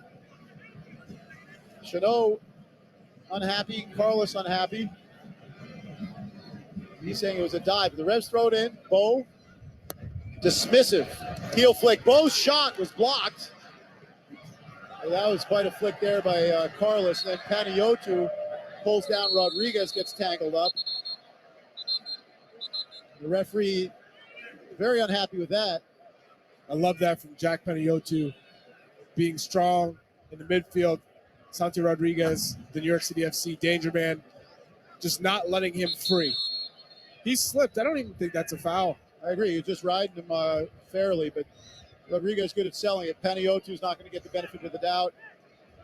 Again, just his fifth MLS game out of the Revolution Academy Player of the Year, U.S. Under-19 International from Cambridge, Mass. Part of a trio of 18-year-olds who've looked very impressive. Esmir Bayraktarovic, Jack Panayiotou, and Noel Buck, who took a slight knock. That's why he's not on the field today, although he is available on the bench. 89th minute, 0-0 game. Is there a goal in this match? We shall see. Magno on the far side right, looking to attack for NYC. Brazilian keeps it. Slides it back. Milinic, Slovenia Youth International. Inside, Sands. Goes wide. Boateng's there. Shepherds it over the line for a Revolution goal kick. Good job by Ema. We thought he was just a super sub, but he's showing he can go 90 minutes, Charlie. He's been such a joy to watch because of his effort on both sides of the ball. Has been pretty consistent down the left side for the Revs. that a handball? We're seeing a replay. No chance. His arm is as tight as to his body as it possibly can be without being glued to his ribs. Long goal kick. Ball won it, then lost it. Farrell comes in on Rodriguez. Jack there to help, and the Reds win the ball back. Good job by Panayotou again. He's come into the game in his limited minutes after a rocky little start there. Long again, Petrovic. Header the wrong way by Chanot. Competing for it is Bo. Vrioni couldn't win the second ball, and NYC have it at the back at the top of their own defensive penalty area. Pumped long. Header back the other way by Farrell for the Revs. Flicked on by Polster. Heel couldn't control. James Sands for NYC. Macoun dove in there on Pellegrini unwisely, but he gets back goal side. They switch it to the other side. Alfaro now. Substitute angles it. It was the wrong ball. It's going to go over for a Revolution goal kick. 4 minutes of stoppage time. We're past 90 minutes. Battle in the Bronx. Scoreless so far. It's going to take something special, Charlie. Which team more likely? It's hard to say, right? Right now, it seems like it's the Revs. A good chance for the Revolution because they're playing with two strikers. And New York City FC are leaving them 2v2. Petrovic is going to target the strikers again. Floated goal kick. Doesn't get to Vrioni. Second ball taken over by Santi Rodriguez. Tracked by Jack Panayotou. Hugging the touchline. Get inside. Kufre runs right into Jones. No foul. Vrioni. And now there is a foul. And it's going to go in favor of New England. But both players, Kufre and Jones, are shaken up. And a red card to Kufre for that tackle on Dewan. So for the last couple of minutes here, NYC are going to be down to 10 men. Interesting. From our vantage point, compared to some of the other tackles, I wouldn't have said so, but we didn't get a great look at it. Dewan's up and okay. You knew Kufre thought he did something wrong because he committed the tackle and now, I'm hurt. But the one thing that you're not going to see is all the stoppage time the Revs want added up. He left his leg out and stepped on his foot. Is that a red for you? It's not. It's a yellow, right? It's a yellow. It's an orange, but on the yellow side of orange. It's a hard challenge. It's a yellow for me. Yeah. It's kind of dirty. I think it's the play before. He comes in hard, reckless, doesn't even get a yellow. If he got a yellow on that play and this one's a yellow, that's okay. That's by the book for me, a red card by 2 yellows. But a straight red, I'd be shocked if they don't overturn that. I would be shocked. Doesn't change the math here. They're going to go over and look at it. And the thing is, if you're the Revs, you want all this time added on. I'm going to say that if I'm on the Revolution bench, I'd say I'd rather you have a yellow card and we just get on with it, keep the momentum and the flow. As long as they add the time, I guess. They never do. They did for the first couple of rounds of the World Cup this year. Remember that? 17 minutes. They're at the screen. They're checking the serious foul play, red card. The good news is that Dewan Jones is up, both from his personal standpoint after he took a tough one on the left foot. But again, no Brandon Bye, no Henry Kessler. They're thin on the ground, the Revs, across the back.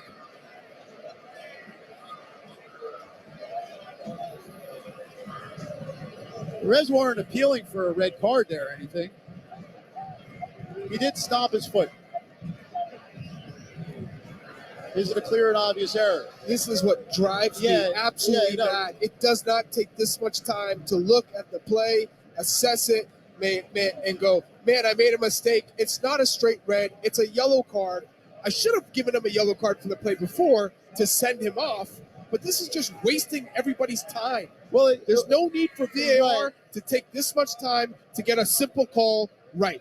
Yes, at first you saw studs exposed, but it did make contact with Dewan Jones. It made contact with Dewan Jones when it came down and landed on Dewan's ankle foot, which is where the contact that gave Dewan pain was made. So give the yellow and move on. No, he's keeping the red, I think. Red card. Yeah, he's keeping the reds. Well, again, for me, I agree with you about the stoppage. You were able to assess it on first look. It's not a clear and obvious error. Regardless, the Revs want all that time back, and will they get it is the question. Now, it took almost 3 minutes to unravel that. And we're now at 94 minutes, so we'll see how much jeez. more time there is. The Revs were, I agree, pressing for a go-ahead goal here. So Kufre leaves the pitch. Finally back to play. Delivery from Carlos Heel to the far side of the box. That's a good ball. And are you kidding me? Offside. One thing you can't get wrong is being offside on a free kick when you can see the line. There is no excuse for that. That drives me mad as well. I hadn't noticed. What? Talk to Gustavo. How are you hanging offside on a free kick? You can see the line. All right. So now free kick for NYC.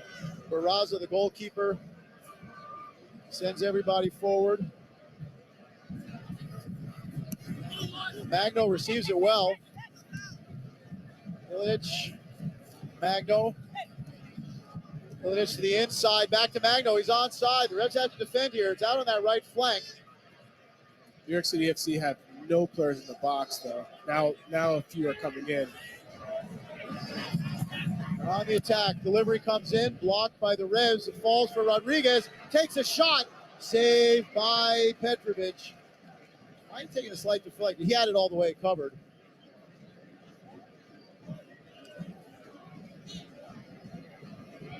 The Revs are going to play out the back on the deck as the sun comes out in the Bronx.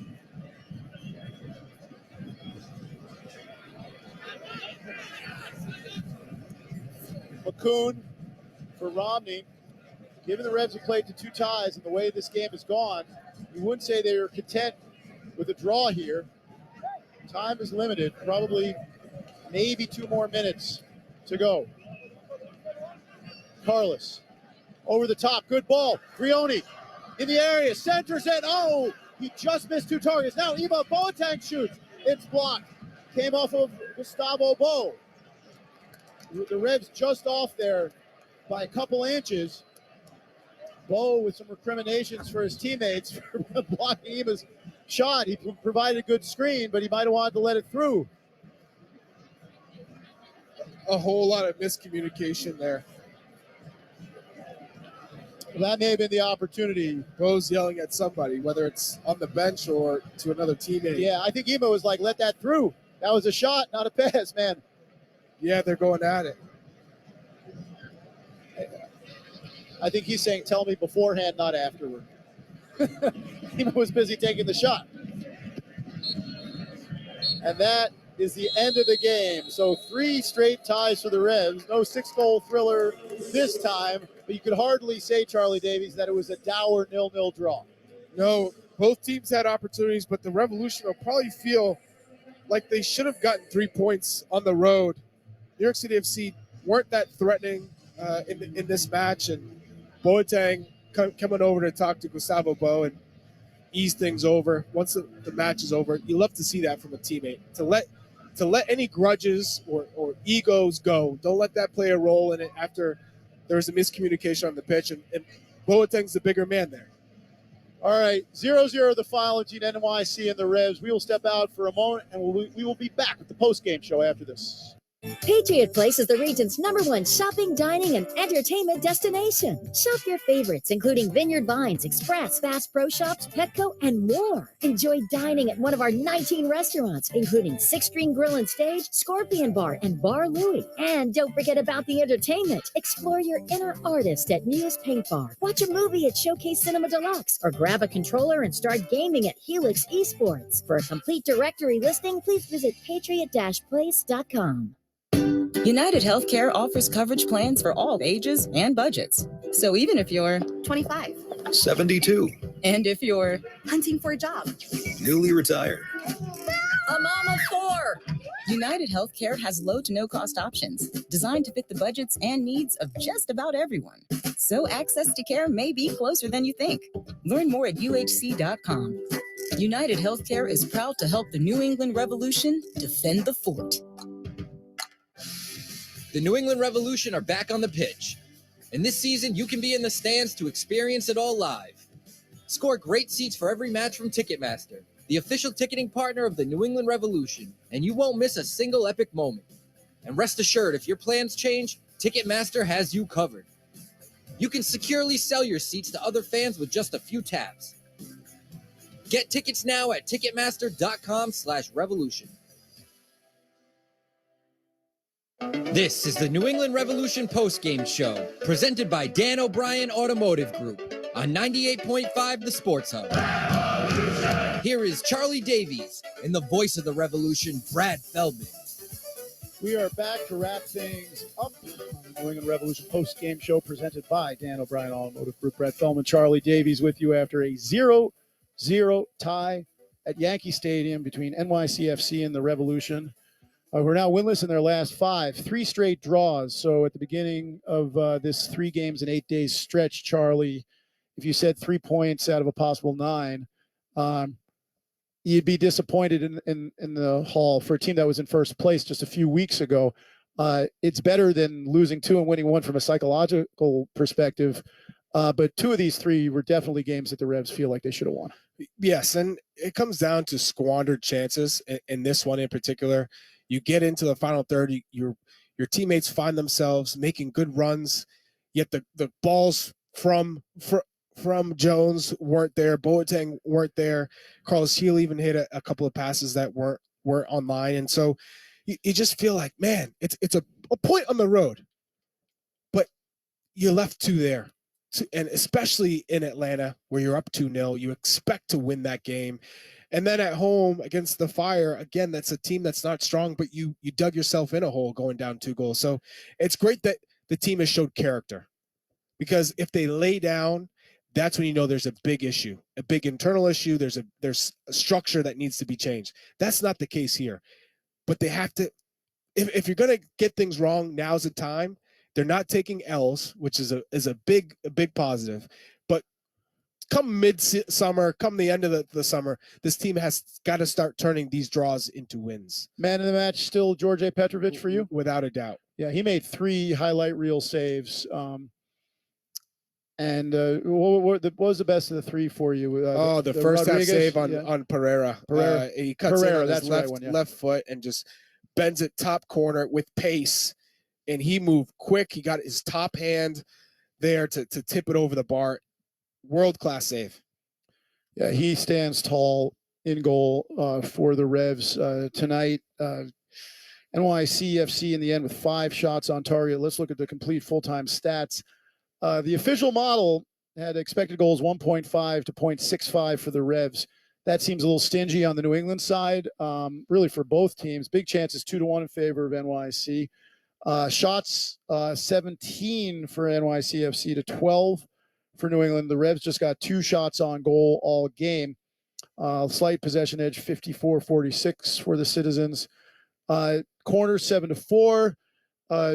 Duels 53-47.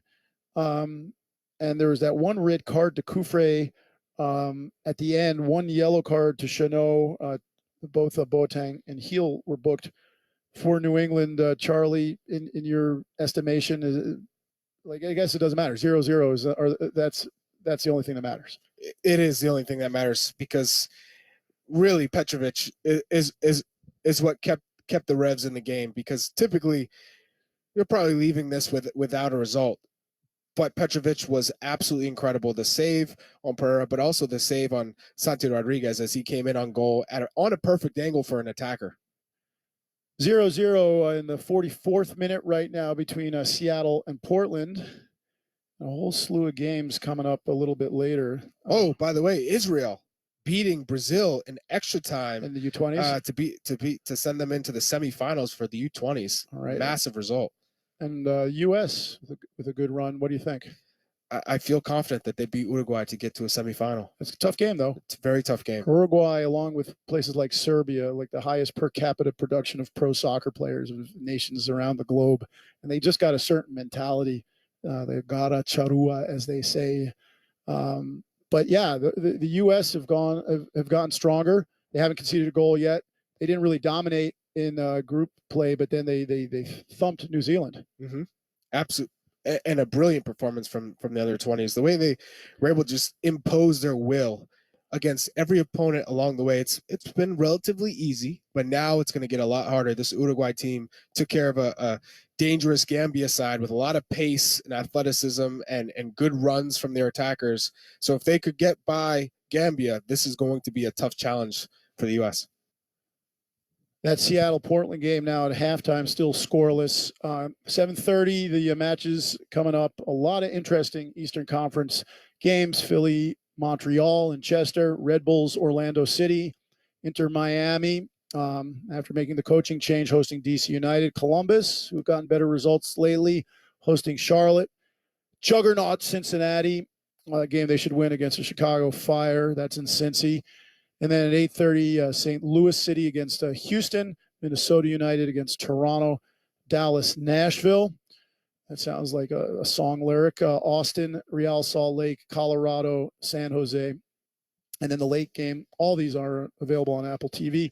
Vancouver and Sporting Kansas City. And Charlie, I know you got to take one game at a time, but this is an important home stretch coming up for the Revs with 3 in a row at home starting with Inter Miami a week from tonight. Inter Miami side that is without confidence, just fired their head coach and Phil Neville. You got to take advantage of that home game. Orlando City equally as bad. Both teams desperate for points, so you got to take care of them. And Toronto FC, with the inner turmoil between Insigne and Bernardeschi, it seems like they may be past it. But again, that's a team that's not confident. And then it goes right into July 1st, where you go back on the road against the top team in the Eastern Conference, Cincinnati. So you got to rack up the points. You got to rack up those points. You know, those are all teams that if the Revs were full strength, you'd say, yeah, knocking them down like bowling pins. But Gustavo Bo, it always takes him a couple of games. You know, like he only had 19 games last year, and then he just missed another stretch of 4 after missing preseason, being down in Argentina. And so if he can get into a rhythm, then all of a sudden it doesn't matter as much about Brioni, right? If Carlos Heel stays healthy, you get Noel Buck back, get Brandon Bye back, and all of a sudden, then if they get that fortification, then they're favored in all 3 of those home games. And then Cincy, who they played to a draw earlier in the season, you say, okay, go to Cincinnati, get 1 point, and just get a point. Get 1 point. But the problem is Brioni is you know, as he's shown some promise, just hasn't been consistent. But this is a DP. You can't afford DPs to be coming off the bench. No question.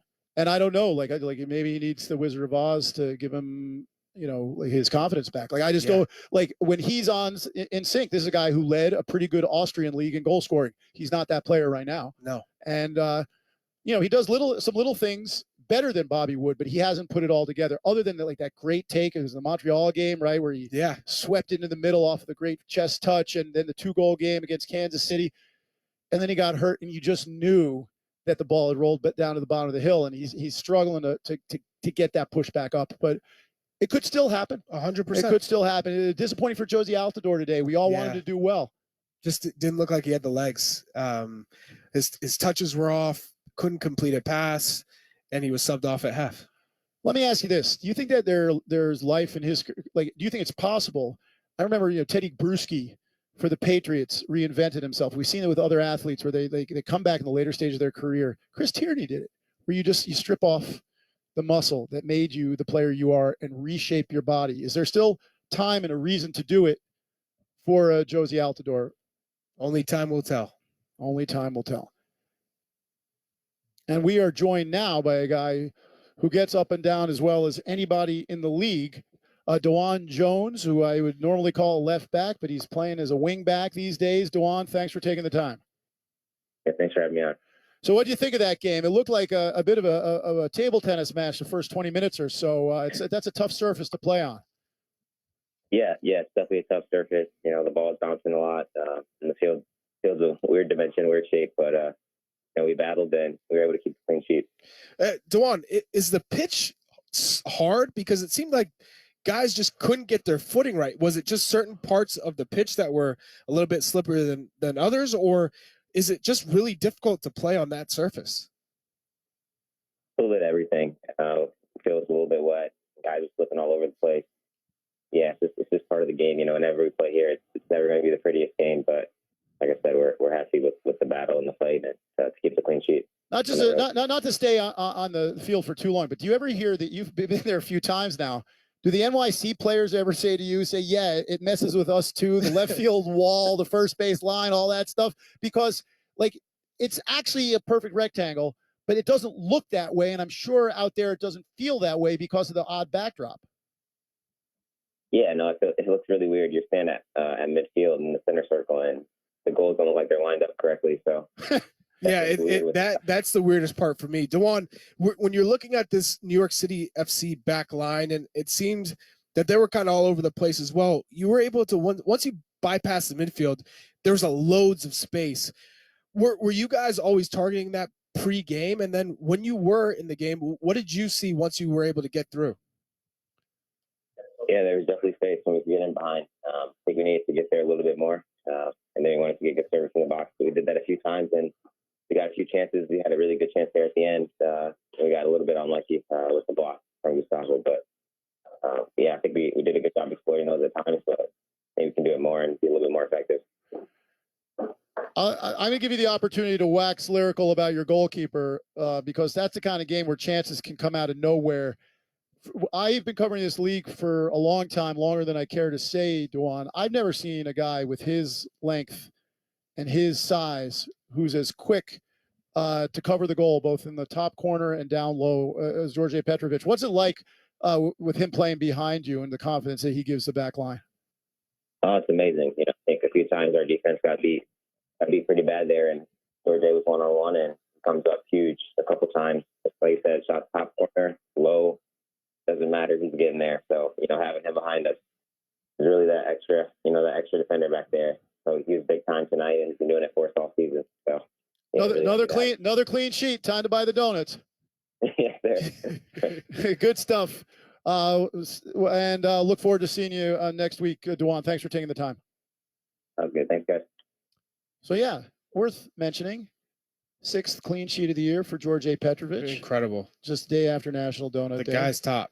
He is top. He is top. And very rarely have we said since he got here, that goal was on him. Yeah, no. I mean, very rarely has he made a mistake, let alone a goal, but just coming out at the wrong time or a bad pass. His distribution has been on point, organizing his back line, the way he moves his feet. They're typically, you watch a goalie and they're bound to they might not get punished for it, but bound to make a mistake when they come out and they misjudge a cross or a corner kick, or they get boxed in, or they're not in a good position. Maybe they didn't take the right angle. It is rare to see him make even have a step wrong, let alone some sort of calamitous error. All right. That will do it for this afternoon. 0-0 the score again. The Revs move on to play Inter Miami CF a week from tonight, June 10th, 7:30 start. 98.5 The Sports Hub and Apple TV have the coverage. It should be a good crowd, so get your tickets. Call 1-877-GET-REVS. At the first of 3 games at home for New England. Special thanks to Adam Kleonski and the Revolution Communications staff, Revolution Digital. Encourage everybody to listen to the soccer show hosted by DJ Bean. That's available on 98.5 The Sports Hub's website and also on the app, archived with Bobby Wood as a special guest, as well as Charlie, Jeff Lemieux, and myself. For producer Matt Morrell, engineer Matt LePan, statistician Alex Shanley, and Charlie Davies, I'm Brad Feldman. Thanks for tuning in. We'll talk to you next week from Foxborough. This has been Revolution Soccer on 98.5 The Sports Hub. What a goal to put the Revs back in the lead! Gustavo Bo with a bomb! Brought to you by Santander, the official bank of the New England Revolution. Low cross in and the Reds retake the lead! How do you do? By United Healthcare. United Healthcare is proud to help the New England Revolution defend the fort. That is a gorgeous goal! This has been Revolution Soccer on 98.5 The Sports Hub. Boston, this is Boston's most listened to sports station. Boston's home for sports. 95 Sports Hub. An easily media group station. Conduct detrimental to the league. That was the previous 8-game suspension for brandishing the gun. By the way, his friend didn't do him any favors by exposing the fact that he was once again brandishing a gun. It wasn't his own. camera work. It was his friends. Thanks. But maybe the friend didn't know that he was going to whip out his gun. Well, exactly. On IG but, Live. I mean, But. So what do you do now? So he would be a second-time offender like this. See, this is the one thing that's sort of a gray area when it comes to the relationship between the league and the players' union and how to arrive at certain punishments. He hasn't been arrested for anything. It's under that banner of conduct detrimental to the team, to the league. How do you think Adam Silver is going to handle this second offense with Jean Morant? 50 games. 50 games. I think he's going to come down hard, and then he'll let the union and arbitration bring the number down. But Adam Silver is going to send a message so that we, behind the mic, can't say, oh, he went soft on him, because he went soft on him before. He went with 8 games, and everyone was like, oh, it's like a little, not even a slap on the wrist. I mean, it was nothing. And so then in less than 2 months, you're right back at it, having to address a similar issue all over again. Oh, no, he's going to hammer him. He's going to throw it at him. What do you do with Jean Morant moving forward if you're the Memphis Grizzlies? I mean, he is the face of your franchise. He obviously has superstar potential, but he can't seem to get his act together. And a lot of it may be his circle of friends that continue to perpetuate a form of behavior that is not conducive if you're being paid the kind of money he's being paid to be playing in the NBA. You have a right to live your life as you please, but that doesn't mean that the NBA has the right to employ you. No, and so it's a tricky thing, right? Obviously, it's tricky because it's a hot button topic. When you think about gun safety and gun control and all those other things, people talk about Second Amendment, right to carry, all of that. But here's the thing when it comes to the NBA and their players. They have a right and they have an obligation, Adam Silver, to protect the brand. And so if one of the faces of your league is tarnishing the brand in some way, shape, or form, you have to correct the behavior. And so whether we like it or not, and whether we say it's not fair, those things, I can see where Adam Silver would say, here's what I'm going to do, not only just for Ja Morant, but I'm going to discourage the rest of the players in the league from getting involved in this stuff so that it begins to tarnish the brand. Because I think you understand this, the long, sordid history of the perception of the National Basketball Association and how David Stern had to really work hard to overcome the way that people on the outside viewed the NBA. And so now that you finally got it out of that, the last thing you're trying to do is have it go back to what people perceive it to be. And so that's why Adam Silver has to hammer him. Back in the day, David Stern actually was a fairly frequent guest on our radio show back when I was working with Michael Thompson. And when he came down with the ruling about what you wear, remember it was the Allen Iverson, the dress code, I actually asked him, and Stern was the kind of guy you could say something like this to. I said, Commissioner, I have a question for you. Are you drunk with power? That's exactly what I said on the air. And his retort, he had an immediate retort. He said, if you mean, am I looking out for the best of the league? Yeah, that's my job. So it'll be very interesting to see because let's face it, Adam Silver is a disciple of David Stern. And he can make some hard decisions. How that plays for Jean Morant, we're going to find out. Much more in the NBA Finals and what's next for the Boston Celtics. This is Fox Sports Saturday. Ray Magliozzi here for eBay Motors. You're driving along and some nimrod cuts you off. You hit the horn. Jeez, it sounds like a goose in distress. Time to head over to eBay Motors. They have horns for every make and model, not to mention horn pads, steering wheels, wiring, and more. 122 million parts. You can even go for an upgrade. It looks like Mr. Cutoff Man needs a new seat cover. Try eBay Motors, pal. Get the right parts at the right prices. eBay Motors. Let's ride. Lowe's knows the value of quality paint for pros. That's why starting on June 5th, Pro Paint Days are coming to Lowe's. Shop special savings on the products you need for all your paint jobs. Plus, MVP's members can take advantage of an additional limited time only paint offer when you shop Valspar and HGTV Home by Sherwin-Williams. Join the Pro MVP's Rewards program today. Offers valid 6/5 to 6/16. Exclusions, restrictions, and more terms apply. See Lowe's.com/L/Pro Loyalty Terms. Subject to change. Houston Methodist Hospital has always and will always invest in its people. As a leading healthcare organization, Houston Methodist recognizes that supporting its team is at the heart of providing unrivaled care. Houston Methodist Hospital is currently hiring for registered nurses and nurse leaders across specialties. Join Houston Methodist Hospital in the heart of innovation in the Texas Medical Center. To learn more and apply for a nurse job, text HMH to 45991. When the Boston Americans played their first game in 1901, Mass Mutual was there. When they became the Red Sox in 1908, we were there. We were there for the heartbreaking losses, the improbable comebacks, the once-in-a-lifetime triumphs, and the storybook finishes. Just like you, we keep coming back. And this year, we've made it official with a partnership that puts us in the front row. Because being there, no matter what, is what we do. Mass Mutual, official partner of the Red Sox. If new, Heineken Silver was an old-timey radio drama. Well, Dottie, this is the end of our song. Don't go, Johnny boy. Dance with me one last time. I'd love to cut a rug like jitterbugs, but I've changed my tune. So long, Angel Face. A new Heineken Silver? You know what? Let's shake a leg, because I'm staying. You mean it? You better believe it. If I don't stay, then I'm a monkey's uncle.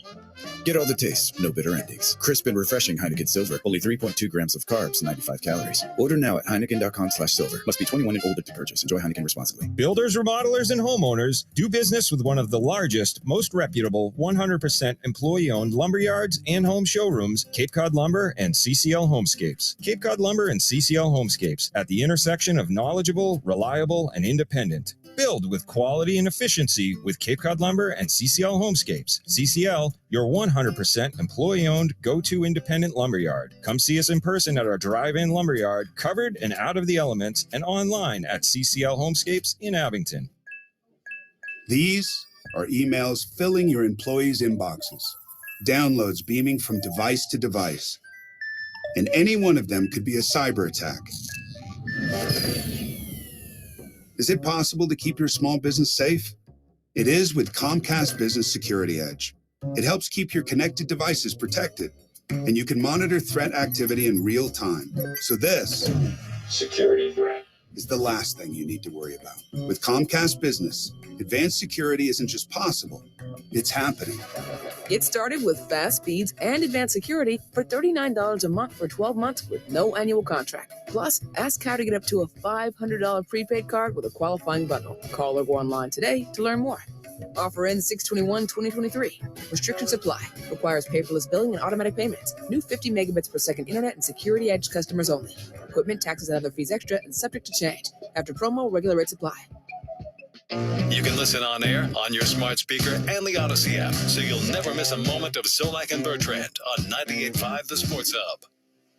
Hey, it's So, here again this week with Nikki H. from Tewksbury, an Awaken 180 client on week number 2 of his countdown to success, a goal of dropping 80 pounds. Nikki's down another 4.4 pounds thanks to Awaken 180 for a 2-week total of 11.4 pounds that are gone. And here's Nikki. Oftentimes we look at weight loss programs and we think, what are we going to be able to eat? Am I going to eat cardboard or powder? What is it going to be? Luckily with this program, you're eating frequently enough throughout the day, and what you're eating has enough substance to keep you full, so you don't have to worry about food. I've got a ton more energy. Being able to go out on long walks, being able to go work my son and his team through a soccer practice. Those were end goals that I had, or long-term goals that I had for the end of the program. We're finding those things here in even the first couple of weeks. Scale goals and non-scale goals. Come fast with Awaken 180. Attain yours at awaken180weightloss.com or call 844-346-1800.